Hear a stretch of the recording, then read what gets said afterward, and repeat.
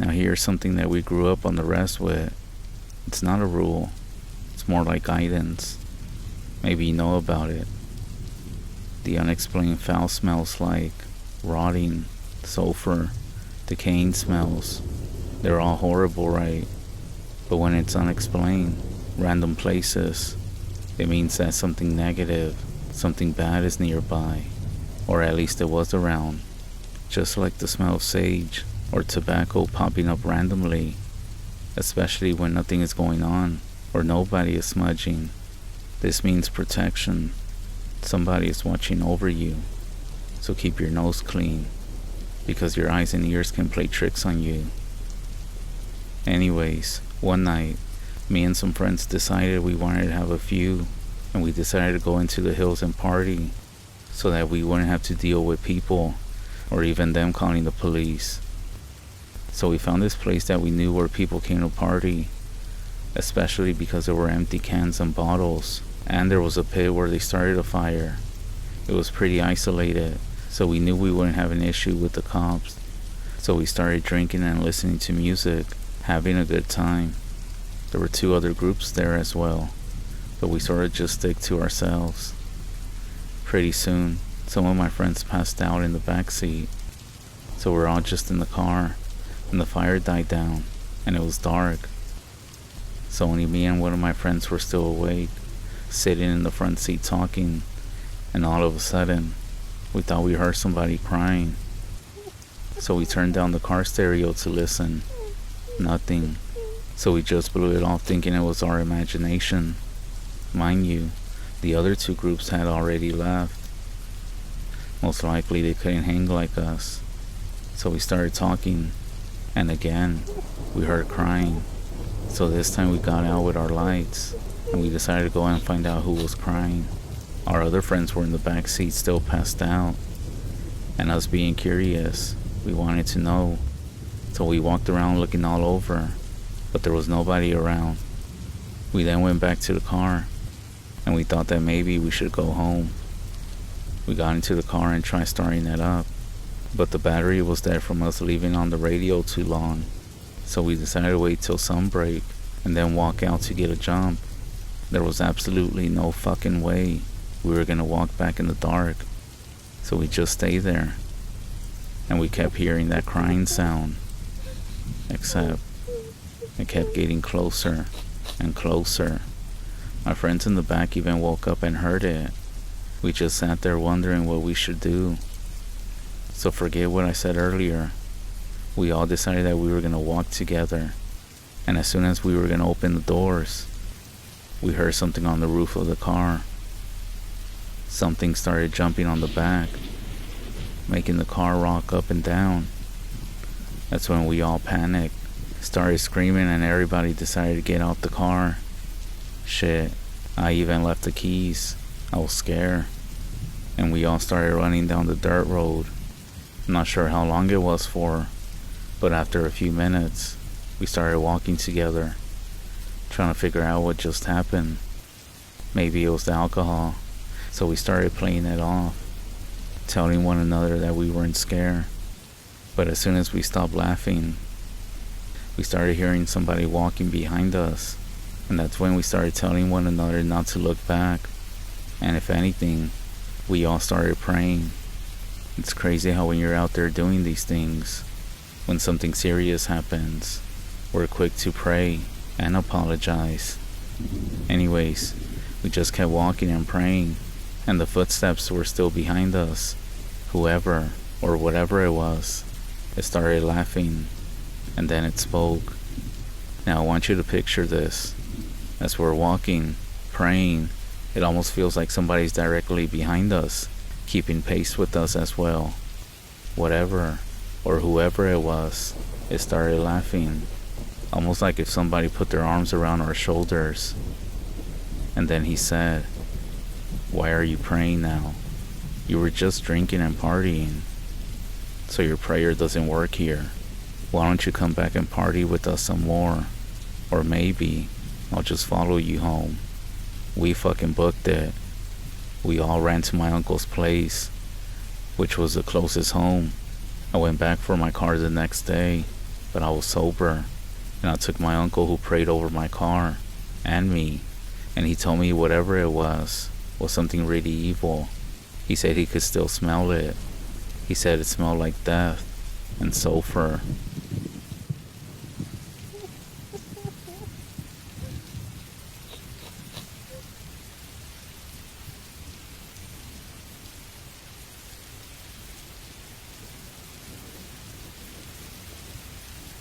In June of 2013, I had just gotten back from 3 weeks of work in the Nahanni National Park Reserve, near the Yukon, around the Liar River. Something happened. 3 days before I decided to call it quits, I was sent up there alone, in a desolated area to camp for 3 weeks. My job was to study, sample, and report on the fish and wildlife in the area. When I was flying out with my pilot, who happened to be a native of the general area, he told me, "You sure are brave working out here." I said, "Why?" And he replied with, "I heard lots of stories that some big game roam around the river. Very big animals." I did grow up hunting, and I brought a ton of shells, so it didn't worry me too much. I also got a briefing on the wildlife in the area. After we landed, I set up camp on a ridge that overlooked the mouth in the river. It was almost like a mini lagoon. I chose this spot because the land was flat, and I had a great view to overlook my general area. I also thought that it would be a spot that bears wouldn't be that interested in, since it was up high and slightly out of the way of other things. It also had easier access to the river. So I'm just gonna skip the first 2 weeks and get right into it. My time there had become very boring, repetitive, and I hadn't even seen a bear since I started. No tracks, no droppings, no wasted food, other than elk, deer, foxes, birds, and the late night wolf pack howl. There wasn't anything near me.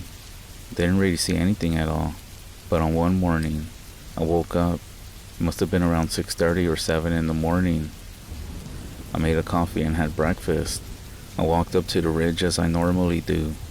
I stretched, I took a drink of coffee, and I peered into the water and the shorelines on either side. My eyes caught something out of place that I hadn't seen before. I looked out this view every morning, and I got accustomed to everything in its rightful place. Every tree, every log, and all the rocks. As I focused, I noticed there was something large, with black hair, but it wasn't a black bear. I remember I also brought some small binoculars. I abandoned the ledge and went to go look for it. I had spent about 10 to 15 seconds going through a few bags. I realized that I was taking too long. I then ran back, but it wasn't there anymore.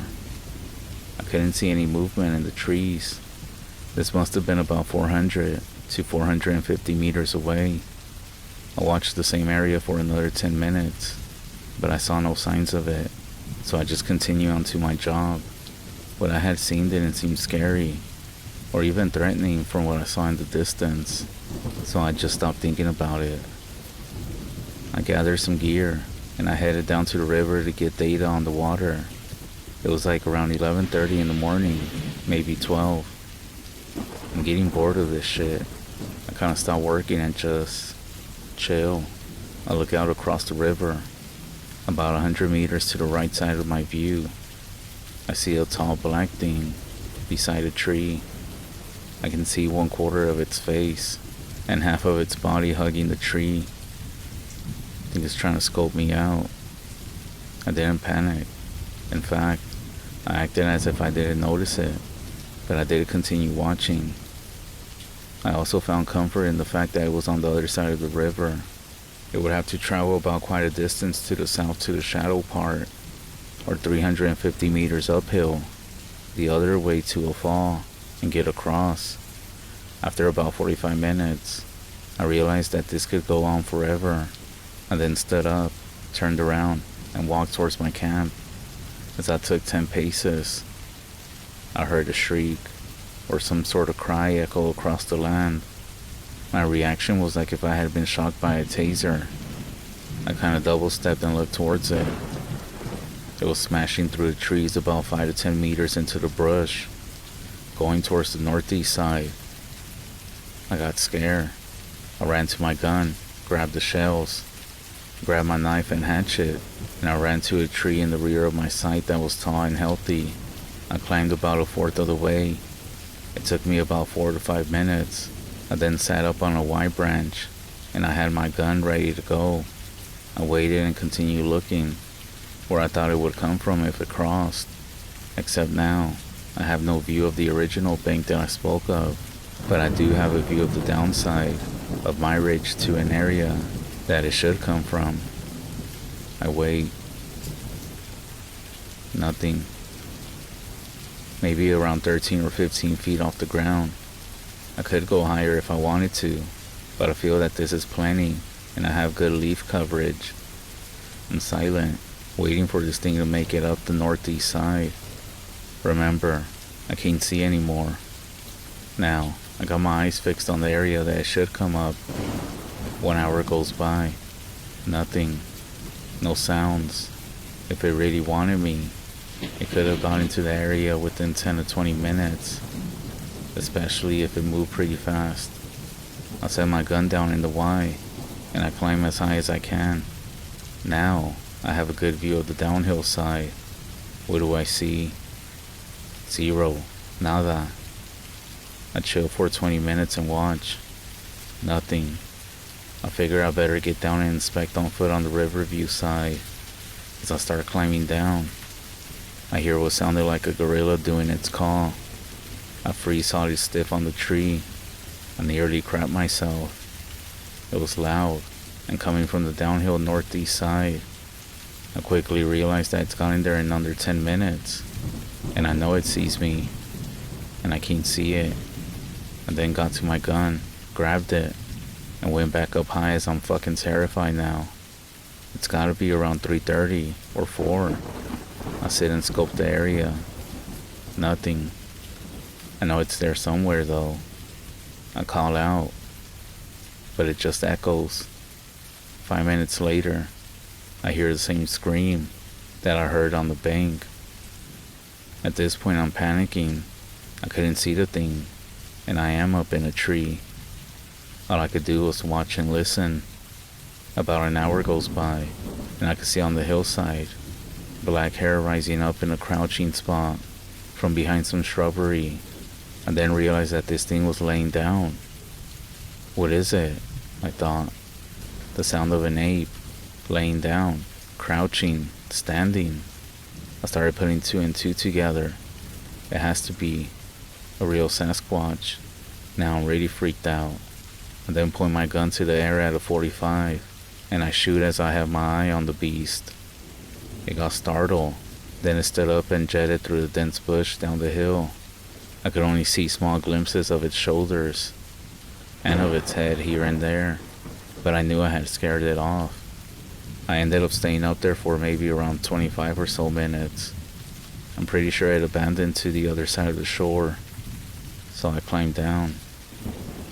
I then get to the Riverview side, and when I do, I see this massive black wall across the falls.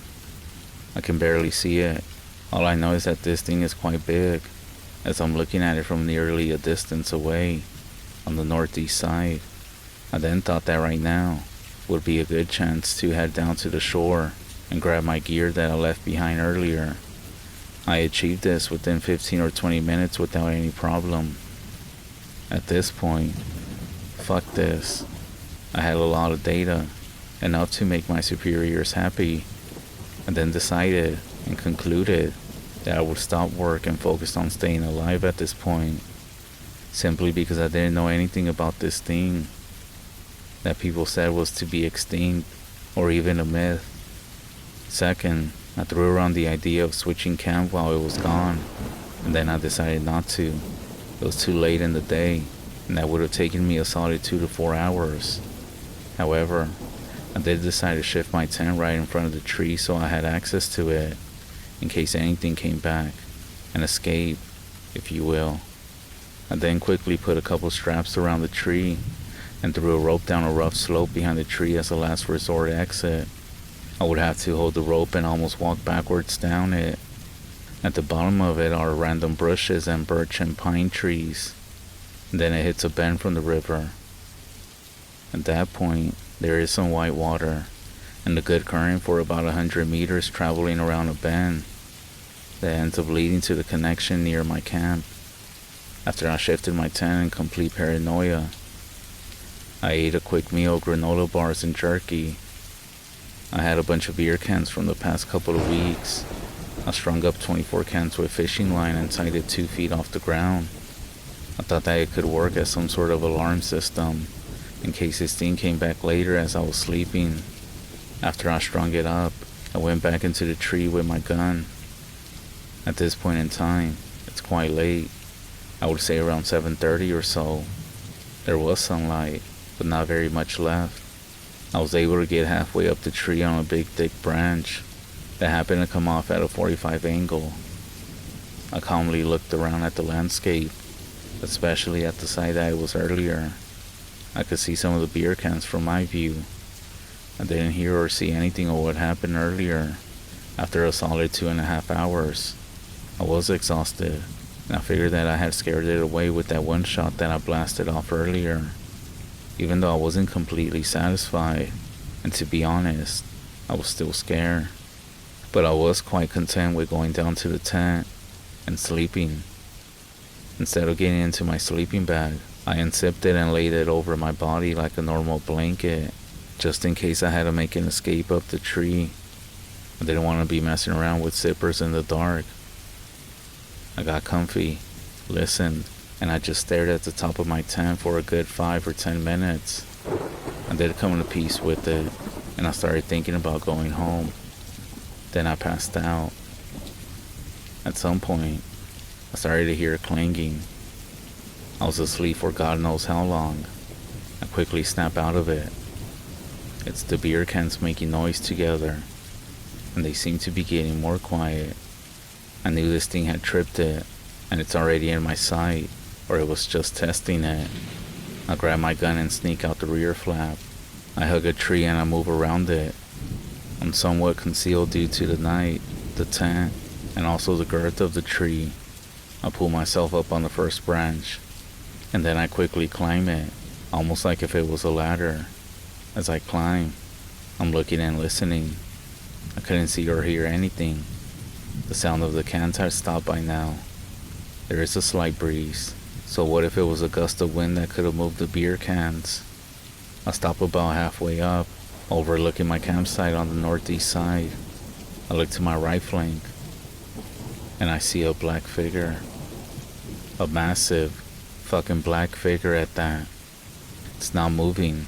It almost looks like a treetop cut off at the 6 or 7 foot mark, and you were looking at it in the dark. It then made a huff sound from its nostrils and moved towards the tree, but then I yelled. It then grunted and ran for the bush. Now I know that this thing has a very serious interest in me. I think that I'm in its territory, or what if it was passing through and saw its first human? Whatever the reason, I figure it doesn't really matter. I don't know anything about this animal, or what it's capable of. I also don't want to kill it if possible. But now I'm just standing up in a tree watching. I can't hear it in the brush no more, but I know it's there, and I know most likely it's watching me. I decided to go higher and get up high and wait. After about 30 minutes, I see not only one, but 3 other black figures crouching out of the bush into my sight. They all stand and slowly walk and crouch around the campsite. I couldn't help but think, what the fuck have I gotten myself into? I don't get paid enough to risk my life like this. They should have known that this area was dangerous and given me better weapons. I do have a 12 gauge and shells. It's good at close range, but right now I prefer a hunting rifle with a sight. After my poor me reflection, I started thinking on the bright side. I yelled again, and they all froze and seemed to look my way. The problem is that I cannot fully see them. They're black. I could basically only see their silhouette. One of them started making a gorilla-like noise. It stood and moved forward as the others hung back. I assumed this was the alpha of the crew. And in the midst of this, My response was like, what the hell is going on? This can't be real. Because of the sheer fear and ignorance of what these things are capable of, I didn't want them anywhere near me. I pointed my gun to the ground, 6 feet ahead of the alpha, and I shot. I don't know if some of the pellets bounced around into his shins or not, but it did send it back to the crew, and they fled into the brush. I could hear them crashing down the northeast hill. I stayed up in my tree until the break of dawn with no more encounters. When the sun was high and bright enough, I got a good sight again of the northeast side and also my campground. It was fucking clear. I decided to call the pilot, and I told him to come get me. I picked up my satellite phone and got through. Hey, it's Quinn. Can you come over and get me ASAP? I got everything that I need. His reply was, I thought you were coming out a bit later. Yeah, that was the plan, but I got more than enough data. No need for me to stay here. He then responded with, sorry to tell you, but I had to get a new fuel pump put in. Mine is gone to shit. It's actually being flown out as we speak. I then asked him how long that's gonna take, and he said he would be able to fly as early as the next morning. I was like, can you come here tomorrow morning? Not to be a dick, but I want to get the fuck out of here. He was like, yeah, sure. What's wrong, by the way? Are you just bored? I paused and said, yeah, basically I'm bored to death. Think I'm going crazy. I'll be there around 10 a.m. Hang tight, buddy. I was so happy that he was coming to get me earlier than planned, but I was depressed that I had about 26 or 27 hours of this. I then started feeling the anxiety creep up on me. The fact that I was dealing with an unknown creature that had home turf advantage, as well as numbers. I was thinking of transporting all of my stuff and camp down to the fast current area. If I follow the water bends, which was about 2 kilometers southeast of my camp, I thought maybe it could buy me some time and confuse these things. And then figured that if I could tough it out down there, I could portage my things along the shoreline to the mini lagoon the next morning. I have good visibility, and this tree is massive. It seems to have done me good so far. I wrestled with the idea for a solid hour as I watched the landscape. I saw nothing. My thought process was interrupted when nature called. I grabbed my gun and walked to the edge of the camp. I was between my tent, the tree, and also the river view lookout. I sat on a log and leaned on my gun to do my business. Just as I'm finishing the deed, I see it, a black mass peering at me from the northeast side.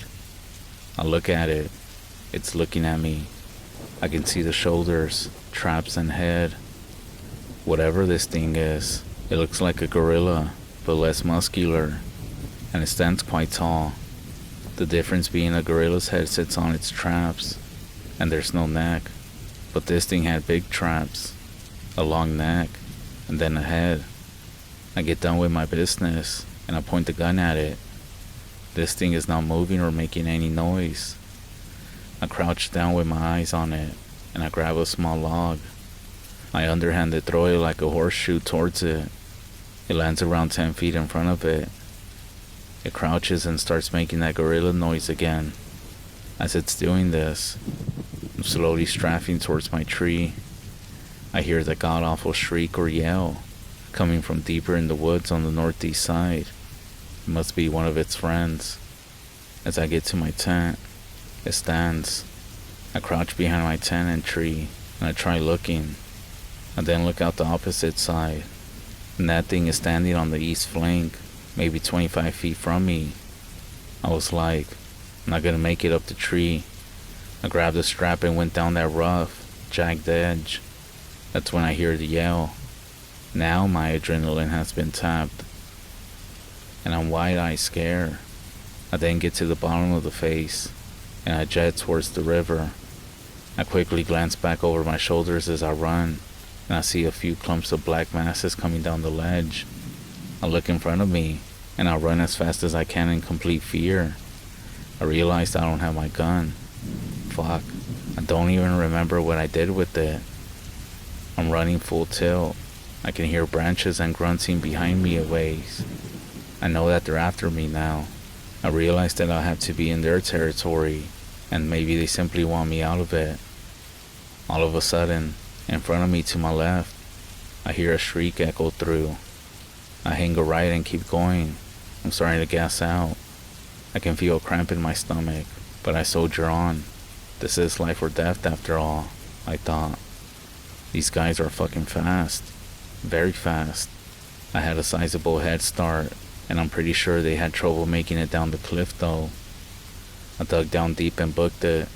I then hear the rush of white water. I can see the clear whiteness through the leaves and branches. I dash for it. I get to the shore. I turn and look, and I see the black masses smashing around in the brush and getting closer. I thought I can't run anymore. It's not gonna work. I look into the river rushing around the bend, and that's when I decide to jump in. This was most likely one of the most dangerous things I ever done. In fact, I got really fucking lucky right here. When I get in the water, it's ice cold, freezing. The currents are great. This is the first time that I've ever been swimming in this type of field, and I have no life preserver. As it took me, I struggle to keep my head above water. The first white cap engulfs my head and takes me under. I can't swim up. I feel like I'm stuck in a cyclone or something. I crawl up in a ball and sink deeper. Then, a current catches me and pushes me further down. I can now swim to the surface. I gasp and choke, and then another wave smashes me and I go under. I'm completely gassed out. No energy. I don't even care about the animals anymore, if that's what they were. I think about my wife and kids. They are never gonna find me. I come back up to the surface and there's no more rapids, just current. But it's no use. I'm not strong enough to swim out of it. I just float along through the course. I see a tree and a bunch of big rocks sticking out of the river. I thought this is my only chance not to drown. I grab the branches, and I hang on for what must have been about 2 seconds. It was long enough to stop my body's acceleration in the river. However, it was also strong enough to break my grip. And then I smash into the rock 3 meters past it. The current has me pinned on the rock. I kind of work my way around it to a spot that had a lot of edges and cuts. I climb it. I get 3/4 of my body out of the water and onto the rock. I lay on it, face down, thinking about how that was the dumbest move that I ever made in my life. If it wasn't for that tree and rock, I would have drowned for sure. It was nothing but luck. I then look at how far I had gone. It must have been around 150 meters of white water. That may not seem like a long run, but with no life preserver and running from a pack of animals, it's enough to put many out of commission. Believe me. I then look down the river and I can't see these things anymore. After about 10 minutes of lying on the rock, I get up. I feel a strong pain in my left side, where my ribs are. It was where I smashed into the rock. I feel like a few of them are most likely cracked. I walk the shoreline. I get into the mini lagoon where my camp is, and I go up to the riverview path to my site, where all of my gear is trashed. I crouch low and view the northeast side. I don't see anything. I notice my gun is laying in the dirt behind the tent and tree. I get up and make a dash for it, grab it, and I look towards the northeast side. Right now, screw these animals. Yeah, I'm intruding on their land, but I got a family, and I'm not fucking dying out here. Nothing is around. I then look at my caved-in tent, and food supplies all over the site. I look at one black case that is still intact. Thank God, I thought. That thing is actually what gets me a paycheck. It's still good. I grab some granola bars and eat them like a pig. I pound back a liter of water without stopping. I climb the tree and stay there with my gun. This time, I'm not leaving.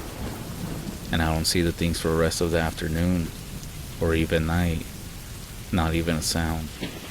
I pass out on the white branch. I woke up at dawn in the same spot. I didn't see the things anywhere. No signs. I still stayed up in that tree for 3 hours. But then I hear a buzz, a familiar sound that I hadn't heard since I got there. The bush plane is back. Thank God. He lands in the lagoon. I climb down and grab my black case, and I make my way to the plane.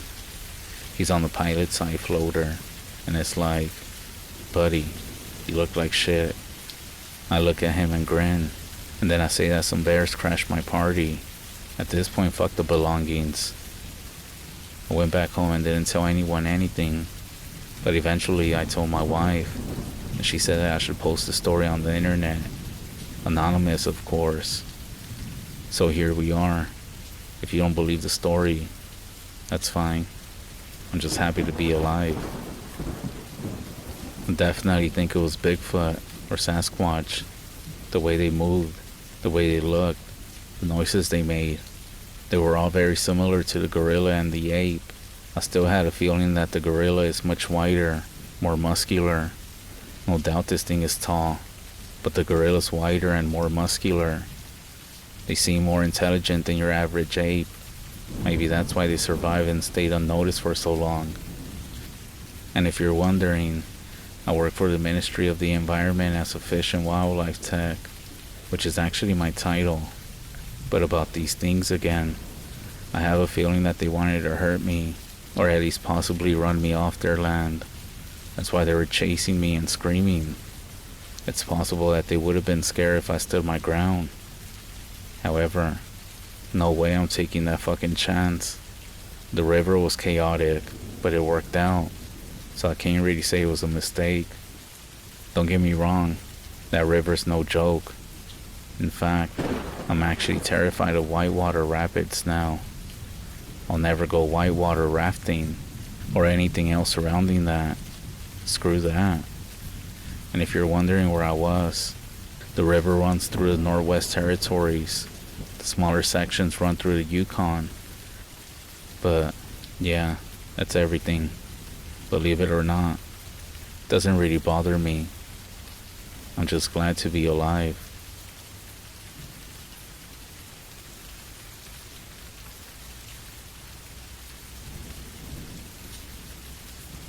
One night, in Jedito, I was at a friend's house late at night.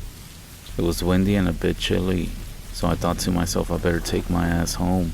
So I said goodbye to my friend and his family. We all heard the rules of being out at night on the res. But let's be honest, people still go out. In my opinion, I don't think there's anything wrong with being out at night. Bear with me. I think it all depends on where you go, what your intentions are, what you are doing, and who you're even with. It does sound like a lot, but that's why we say it's better to just stay your ass at home. And nothing's ever really happened to me, except for this time that I'm telling you about. I don't think I did anything wrong. I think I was just at the wrong place, at the wrong time. So anyways, I was driving near the cattle guard, and I felt sort of weird, like something was watching me from the trees. So I just ignore it. If you heard something, you didn't. Isn't that what we live by? I then got on Highway 264 going towards Holbrook by Jedito Wash. I was doing close to 80, and all of a sudden something knocked on my rear passenger window. I got a bit scared, so I put my hand in the back seat, trying to find my long screwdriver. However, I didn't turn around. I didn't want to look. I thought that maybe a skinny was in the back seat, so I found it, and I continue on home. I turned off onto my dad's road. I stopped by the cattle guard. I lit up a joint. When I did, I could see an orange light crossing the dirt road ahead of me. The light kept going back and forth across the road, so then I just continued driving home, holding my long screwdriver ready in case the skinny tried jumping inside through my window. Nothing happened. I got home and I told my dad. He told me just leave it alone, or he will do some witching on you.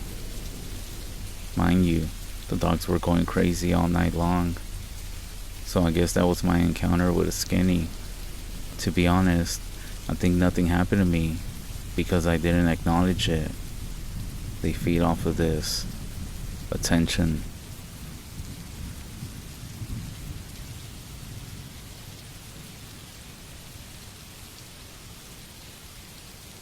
Have you had somebody come visit you at night?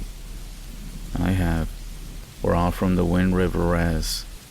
My grandpa told me not to talk about certain things because it will give these visitors power. Some of them can hear their name without you even saying it physically, and they will come visit you. I do agree. In many of our traditions, talking about a spirit can actually make it stronger. There's also a belief that some of them feed off of fear or attention. Does it count if I'm telling you through email or virtually? I'm not really sure, but keep it anonymous. So here's a story about a visitor that I had. A few years ago, after getting out of the army, I moved into a basement apartment of a large house on Broadway. In order to get to my apartment door, you had to go through an aluminum storm door, a wooden door, down a small flight of stairs, through another wooden door with a heavy and loud screen door spring on it, then go across a big open room, and then finally, the front door of my apartment. It was a very small place with a living room, a tiny kitchen, and a tiny bedroom. The bathroom was shared between two other apartments that were empty at this time. I didn't have any furniture at all. Lucky for me, it had a bed, a kitchen table, and 2 chairs and a couch. I had a small radio for entertainment, and that was it. Shortly after I moved in, my mom told me that she found some old shirts that belonged to me. She asked me if I wanted them, and I said yes. She said she was going to leave them at the door, and she was just going to knock. She didn't want to wake me up. I worked the graveyard shift at this time, that's why. Early the next morning, she brought them over, hung them on the door as I was still sleeping. I knew it was her. Who else would be knocking right now? So I slept for a couple of more hours, and then I got up for the day. I opened my door and got my shirts. There were about 5 shirts, and I was looking forward to wearing them again. I noticed right away that they were still on the hangers, but they were shredded, as if someone had taken a razor blade to them. I called my mom and asked her about the shirts. She assured me that they were in perfect condition when she brought them. She said she even cleaned them. I started explaining how they looked, and she got angry and confused about the whole thing. I never did hear anybody else come down there, and I know I would have, as I'm a light sleeper and the doors made a lot of noise. The only thing I could think of was that somebody evil-minded, came down and somehow decided to shred my shirts for no reason at all. I checked the locks, I checked the doors. Everything was still secure. The whole time I lived there, which was almost a year, I started to notice things would be moved around in my apartment when I got home from work. At first I thought I was going crazy. I do remember reading one time online that somebody was going through something similar as me, and come to find out they were dealing with carbon monoxide poisoning, so I bought some alarms as well, just to make sure. One night, I came home, and there was a cat inside my apartment. There's no way it could have came inside on its own. There was only one way in and out. It was just sitting there in the middle of the living room, staring at me, not moving, not blinking, just staring. I stood there for a second trying to process everything, how it even got inside. I didn't leave a door open. I knew I hadn't. When I stepped closer to it, it let out this sharp, almost human-sounding screech and bolted past me. I had to chase it across the room and practically kicked it out the door. It didn't act like a normal stray. It was just weird. By this time, there was a girl that I was dating. It was getting pretty serious, and she wanted to come stay the night with me for the first time. I already planned on moving out, and she knew that too. I did tell her about the weird things going on, and she just said that maybe somebody had a copy of the key, or maybe the people that were here before kept a copy and were just pranking me. We had a good time that evening, and we both ended up going to sleep in my tiny bedroom. In the middle of the night, she quietly woke me up with a very soft whisper. She told me that there was somebody at the bedroom door. That's when I shot my eyes open. I could see a solid black figure standing just a couple of feet from me. I was petrified, but I reached down to the floor where I kept a large hunting knife. I still do, by the way. I grabbed it and then sat up as fast as I could, and I flipped on the light with the blade. I stood up expecting to find some random stranger who broke in, but there was nobody there. Needless to say, that was enough for me. We ended up going to her place in the middle of the night. My cousin had came over to help me pack and load up. After we got done, we were sitting in the living room, drinking a beer. All we had left was the couches and the bed frame. And after only a couple of beers, he got up to go to the bathroom. He came back and said it was very cold in there. I said that it couldn't be. I had just turned on the heater. When I went to go look, it did feel cold, and I remember feeling creeped out. I shut the door and I told my cousin, let's go. People say that if you start feeling cold spots, that means that there's something around. After dropping off my cousin at his house, he refused to come back. I'm still not sure if that place was haunted, but whatever was there wanted me shirtless. All jokes aside, I do remember my grandpa telling me about locations like that.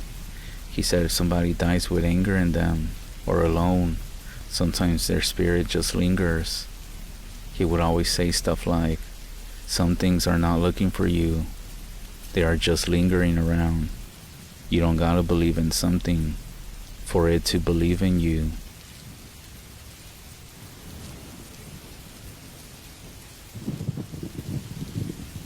I remember Grandma saying that you can tell when animals aren't really animals because of how they act. They have the shape right, but they don't know how to really act like that animal.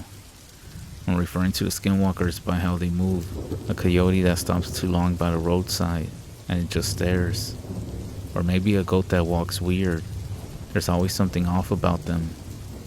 She told me about one time that her and her brothers were playing in the part of a mountain that was off limits. While they were playing there, they saw a coyote dog-like animal walk out of the woods. It stared at them, and then it got to an old swing that was hanging from a tree, and it started swinging. Imagine that. A dog walking on two legs, getting on a swing, and just swinging back and forth, staring. She said they took off running and never went back there again. You see, my grandmother used to sit and talk with my mom and dad about life on the res.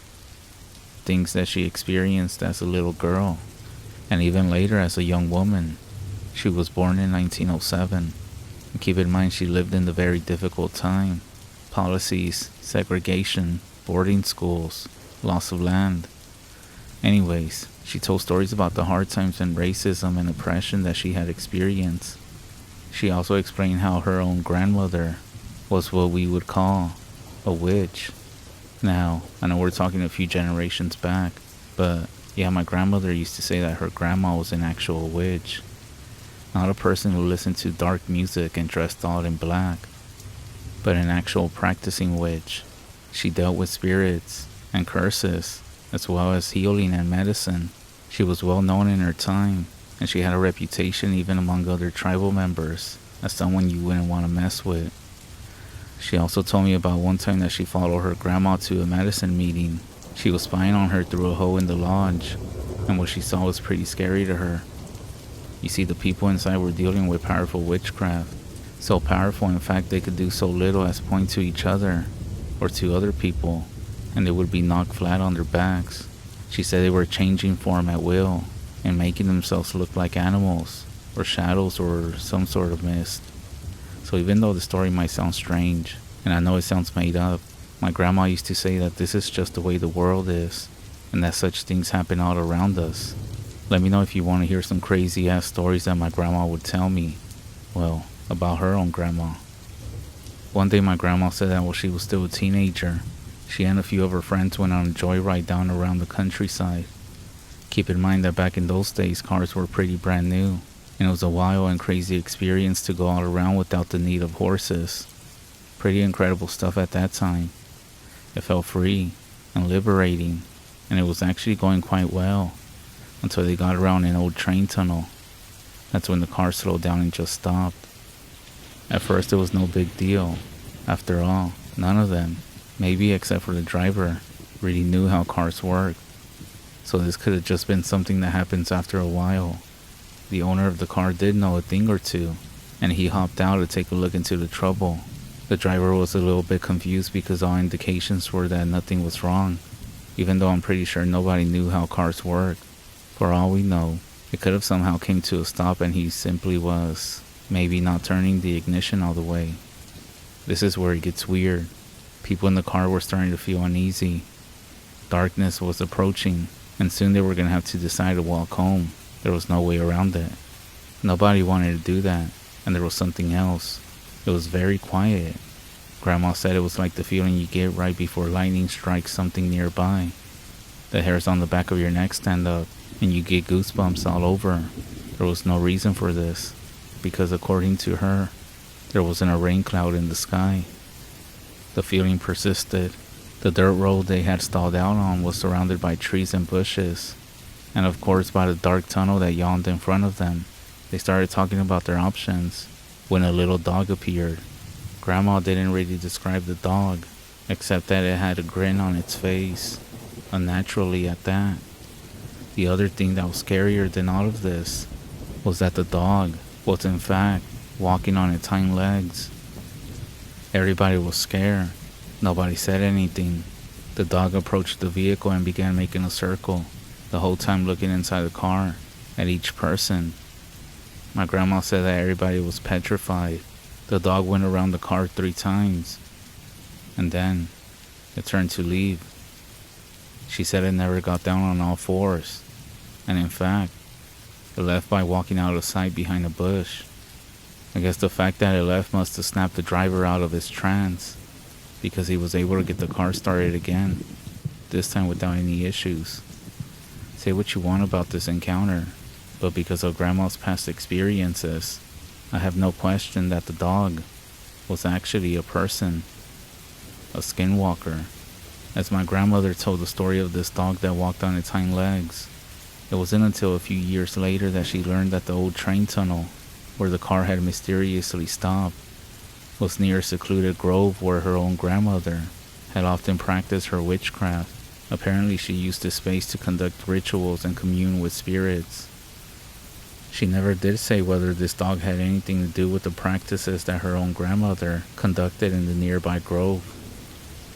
However, she remembered how the dog approached the car and stared at her more than the others, almost like she recognized her or something. My grandmother always said that there must have been some connection between the dog's appearance and the practices that were once held there, and she always reminded us that you can always tell if it's a skinwalker or maybe something else brought up by dark practices, because there is always something off about them, whether they try to look like an animal or something else.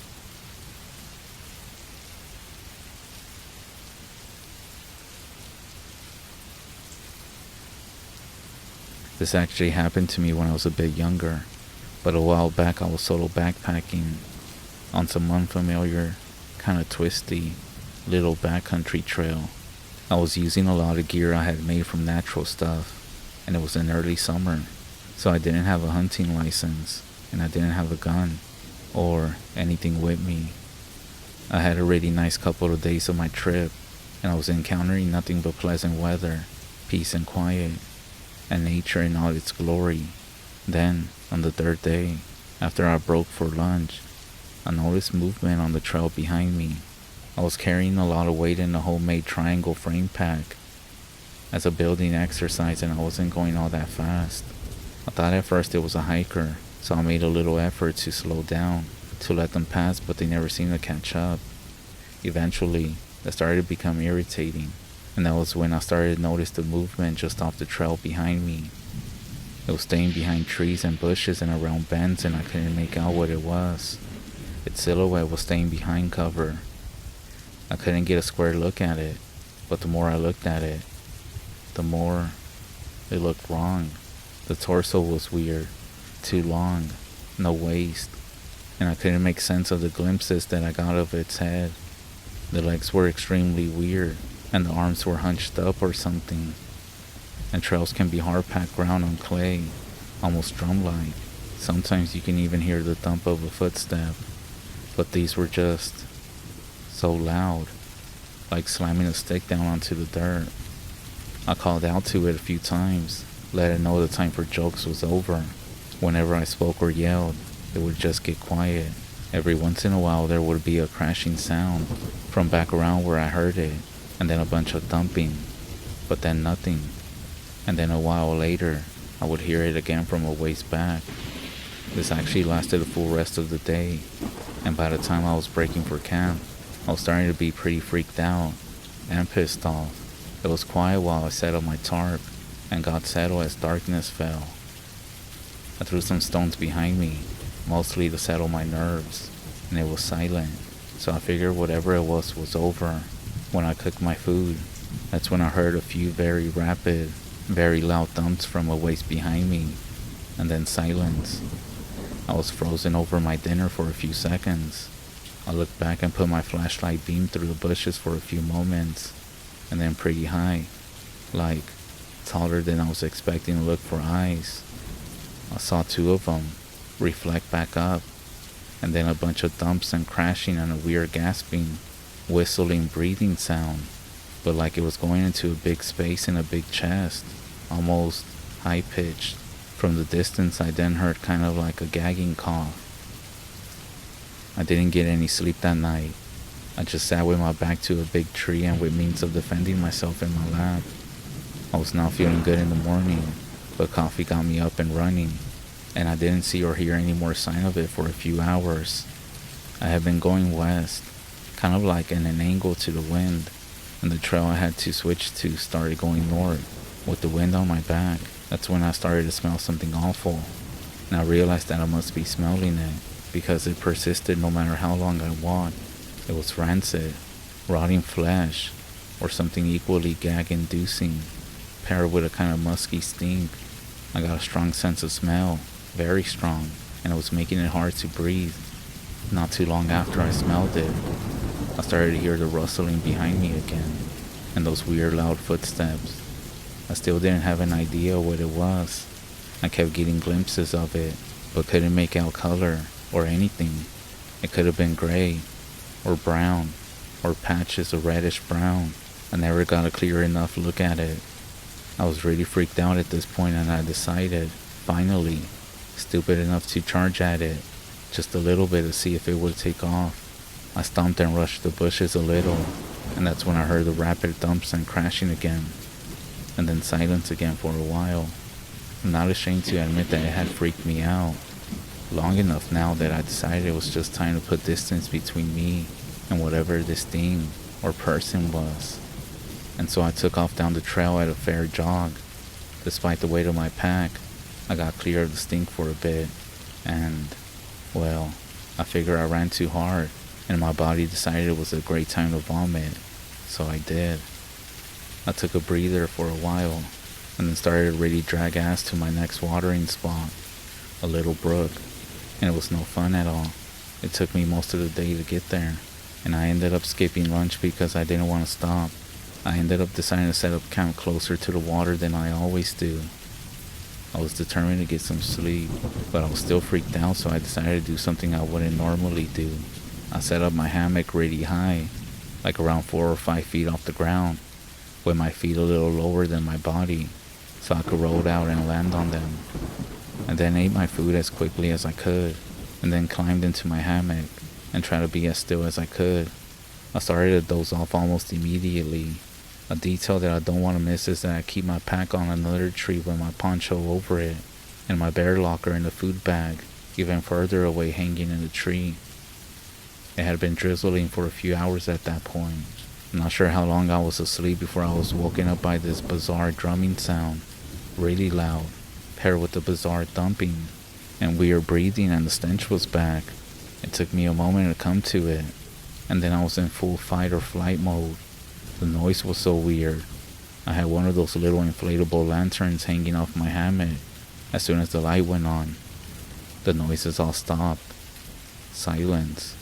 Long enough for crickets to start up their bullshit again. Then, rapid footsteps, almost like somebody was running towards me. And that's when this thing finally popped through the foliage into the little area I had set up my tarp and hammock. And I could see it more clearly for the first time. It was long, torso, and thin-legged, and it moved weird. Too big of a head, apparently. It pierced through with a branch or something. Its arms were outstretched in front of it, and I could see its eyes reflecting back at me. I got that much of a glance and dropped down to the ground in my bare feet with my hatchet in hand. When I looked back up, I finally recognized it. It was a deer buck, covered in sores and dirt, and almost skeletal, stumbling around on its hind legs, and going from tree to tree snapping at leaves, or at something that wasn't there. Its breathing was super ragged and weird, and its head was floppy on its neck, and as it got closer to me, it fell down, making the crashing sound it had made before, and then it struggled back up. When it noticed me, it froze, it pissed a bunch, and then took off into the bushes. I would have laughed if I wasn't so tired. I then went to go inspect my food bag, and it looked like I hadn't tied it high enough, as it was down leaning against the trunk of the tree, and it had the ever-loving shit kicked out of it. I figure it must have had CWD or something, chronic waste disease. But damn did that fuck with me. I marked a few spots on the mud so I could find the tracks in the morning, dried off and slept for a few hours. I ended up searching around the place for a while in the morning, and it was already muddy as I was putting up my shelter. Here's the creepy thing.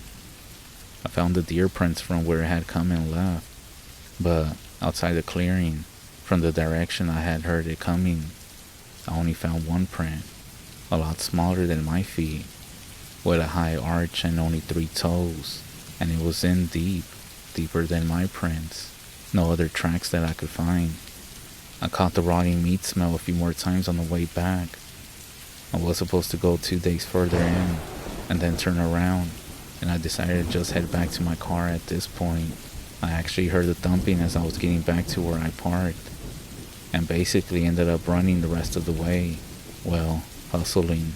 Even though nothing happened, I have tried to brainstorm some explanation for everything that I heard and saw. The brain is a first-class asshole, so it doesn't show you what's there. Most of the time that works well enough, as what it makes you think and see are based on a library of stuff you already experience. But sometimes it's just crazy stuff. That pile of clothes on your chair just looks like a pile of clothes. But in the dark, it doesn't matter.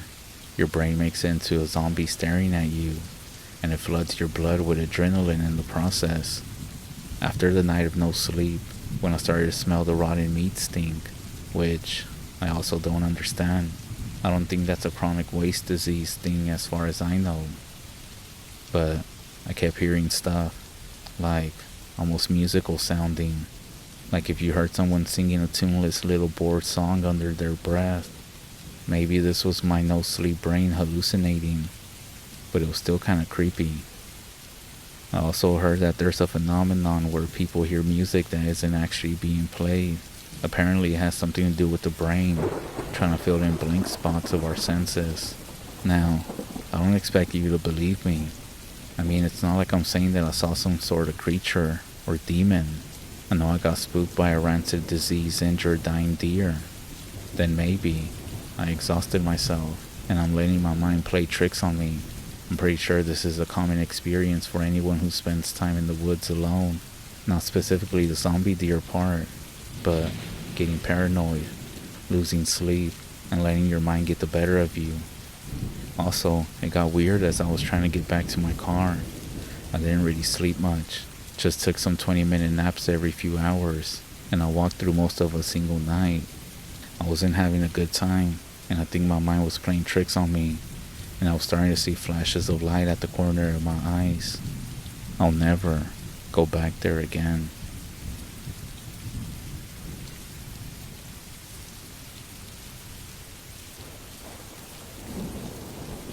Out here on the res, even old friends and family are hiding secrets. You know, when you graduate high school, you lose contact with just about everyone you knew. I mean, yeah, you'll keep in touch with them here and there, through social media and random messages. You contact each other with the same thing as always. We should definitely hang out sometime. Or, yeah, I'll let you know. But we all know nothing really comes out of it. Every now and then, you'll get a message from an old friend. And you know deep down it's most likely some Herbalife or pyramid scheme pitch. It's kind of funny, really. But you go along with it. Well, one of those days, an old friend from high school sent me a message. It wasn't weird, not exactly. He was simply asking how I'd been and how life was treating me. We caught up over a few months, nothing too much, but enough to engage in conversations with him. And then came the sales pitch. He told me he was moving off the res, out of state actually, and he was looking for someone to watch his place and clean up while he was out. Plus, he also said he was going to pay, so it was something I couldn't pass up. I almost forgot to mention, I'm also from the res, but my girlfriend isn't. She's more city vibe type of girl, so I agreed to house sit and clean up for him. His house was kind of secluded, and it felt like a nice getaway, if you consider that on the res. It was my girlfriend's first time on the res, but she was excited. She was one of those girls who looks at the res like a missionary trip. Yeah, slightly offensive, but you get the point. Basically, she's not familiar with res life or culture. When we got there, everything is normal. The house was quiet. The property had this peaceful, quiet vibe. Before we went to sleep that first night, I remember I needed to turn on the motion detector lights outside. My friend had left me a note with a few instructions, so I didn't think much of it. After I set the lights, we went to bed. I fell asleep quickly, but my girlfriend took a little bit longer. At some point, she woke me up throughout the night, saying she heard some noises outside, and she also said the motion lights outside went off. I didn't think too much of it, most likely just the wind or an animal. But just to help her calm down, I went outside to check the yard and she came with me as well. We looked everywhere, but there was nothing. I told her that everything was fine and that I would double check the gate and everything else around in the morning. She stayed up on her phone for a bit while I went back to sleep. Later, she told me it was around 2 a.m. when she was finally able to fall asleep. The next morning, we checked all the locks, and so we started the day with cleaning. I had to leave to go buy some cleaning supplies. When I got back, she told me that she felt weird the whole time I was gone. Almost like somebody was watching her, if somebody was in the house with her. She brushed it off, thinking it was due to the fact that she was in a different place. However, she also mentioned that when she was on a stepladder cleaning, she felt like someone had grabbed her shoulder. I joked and said that maybe she had a friendly ghost, or a loved one simply saying hi. We both just laughed. After 2 days, nothing happened, and everything was good. But one night, something weird happened. She told me she had been feeling nervous and jumpy all day, even though she had calmed down by the time that we were gonna go to sleep. At some point through the night, I woke up to her shouting, "Help me, you have to help me." It was loud and desperate, and it freaked me out because she didn't even sound like herself. She wasn't asleep. Her eyes were open, but it was like she was in a trance. She was staring directly above her, looking up, not moving a bit. I grabbed her and shook her until she snapped out of it. I asked her what was going on, but she seemed confused, and she said she didn't know why she was yelling. I checked my phone. It was 2 a.m. The next day she seemed very quiet. Oh, and I forgot to mention that my friend called me, and he requested if I could give him about 5 more days. Basically 1 more week. He said he ran into some issues, and he was going to be out longer than expected. He also said he would pay me double. Plus, it sounded good.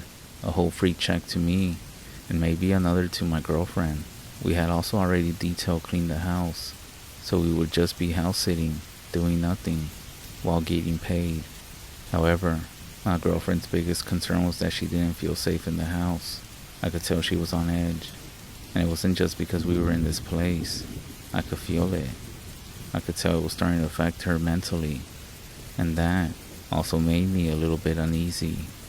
I knew my friend really wanted us to stay the full week, especially when I told him that we might have to leave because my girlfriend doesn't feel safe. So he said he was going to make a few calls to see if someone else could come over and take our place. Basically find a replacement. Even though I wanted the money, I agreed to it. I guess it was the best option. He called back a few hours later. He said he couldn't find anyone else to come. However, he did have another suggestion. He said that his neighbor Joe had a dog that he sometimes brought over. The dog was supposed to be friendly, and he said maybe having it around would make us feel safe. So I figured why not, even though it seemed like a strange solution for the situation. But hey, as long as it makes my girlfriend feel safer and we get that nice bonus. I brought the idea up to my girlfriend. Of course she loves dogs, so off we went. Surprisingly, the house wasn't that far, only about 10 minutes away. So much for being a neighbor. But like I said before, these places were sort of isolated. Joe's house was a little more run down from the outside. Well, it was in a house. It was a mobile home. And when I got off, my girlfriend stayed in the car, and I walked to the door and knocked. I then heard a guy shout to come in, so I did. As I walked in, the guy was sitting down in a recliner. The first thing I noticed were a bunch of different objects everywhere.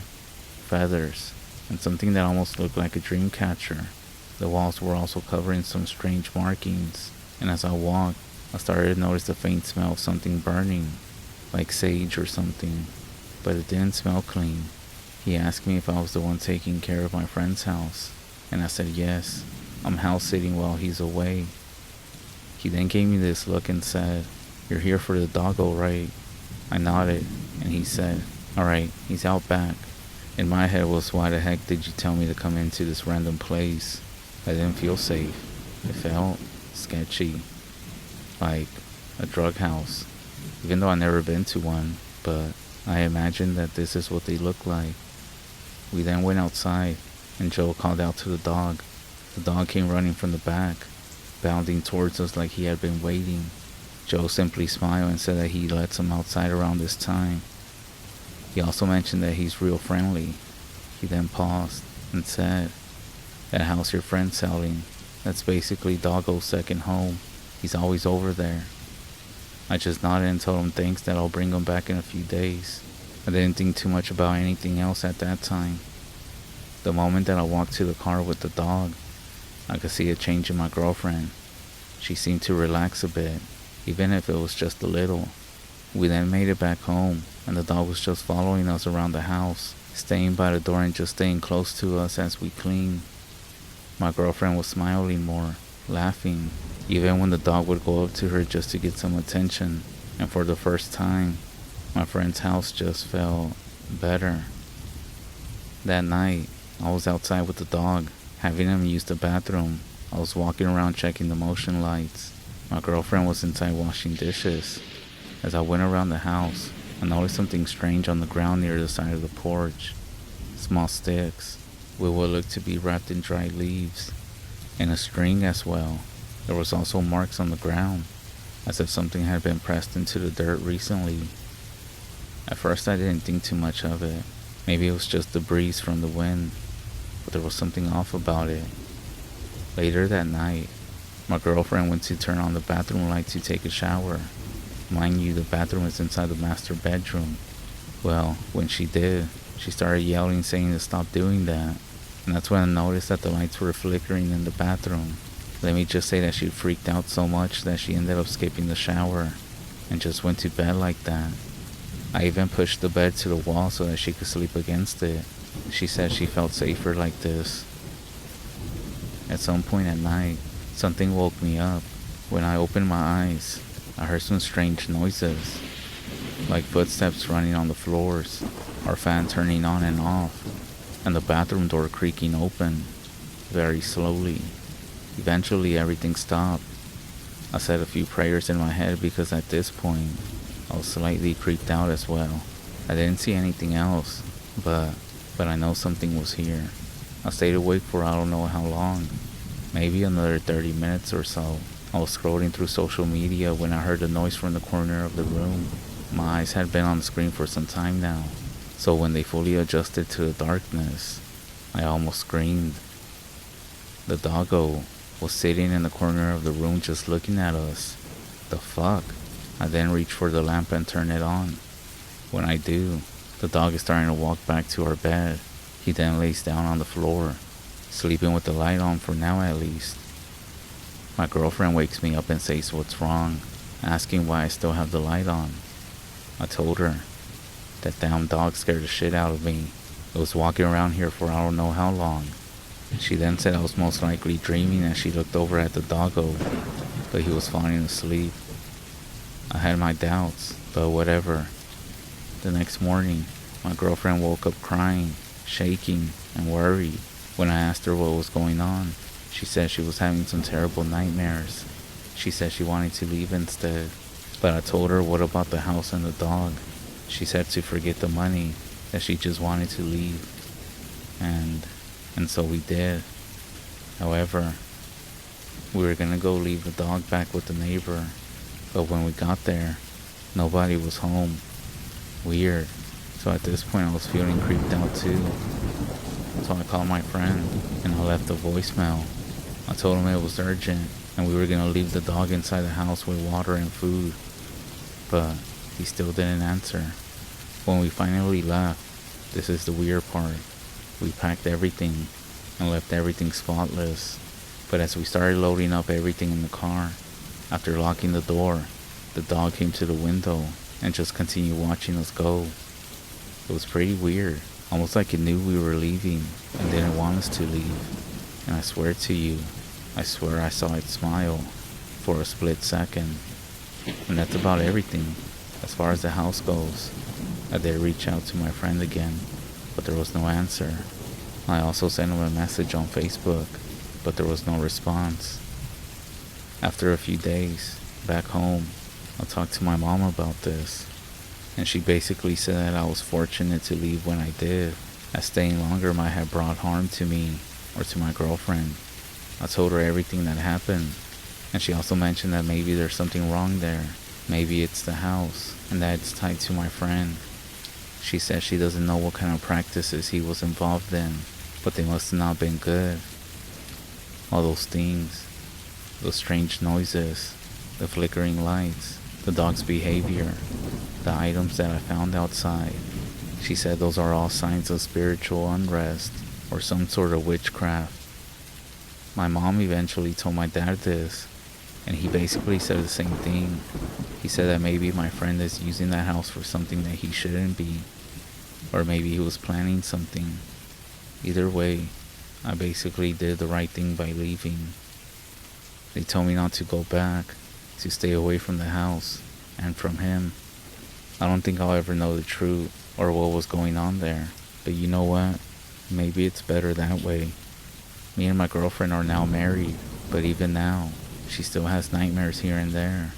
She dreamed there was some sort of portal to some evil place in that house that we were in, and that she saw both of us, along with our family and friends, trapped there in that house, unable to escape.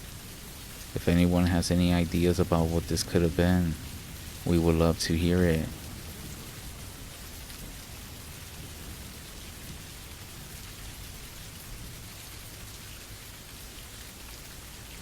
I came across a skinwalker at night one time. Well, it's not really a skinwalker. I actually want to say it was a bad spirit, an evil spirit. On my res, horses are said not to carry bad spirits, but that's all I felt around me. A few years back on my res, I came across something at night. I wouldn't call it a skinwalker, because I don't think I would be alive right now. I think it was a bad spirit, an evil spirit, taking on the shape of something. Well, let me tell you. One night, I was walking my dog and I hear whistling. Just a long whistle that echoed through the night sky. It was kind of creepy, but I didn't think too much of it. I figured if my dog was calm, I shouldn't have to worry. We keep walking along. He's wagging his tail and we're almost home. It's also a pretty quiet night, when out of nowhere, I hear some rocks falling. Mind you, I live by a big hill, and there's a small river separating the road and the hill. Anyways, I hear the rocks fall and my dog stops. He then stares up towards the top of the hill. I pull the leash a bit. I tell him to come on, but he doesn't even move. Then, another long whistle. My dog starts to growl and begins to bark. He stops and everything becomes silent. I'm looking, trying to see what he sees, but it's too dark. Again, another whistle. He whimpers a bit and backs up towards me. He then looks down the road, towards home, and starts to growl. I'm getting freaked out at this point, and I'm trying to help him stay calm, but nothing seems to work.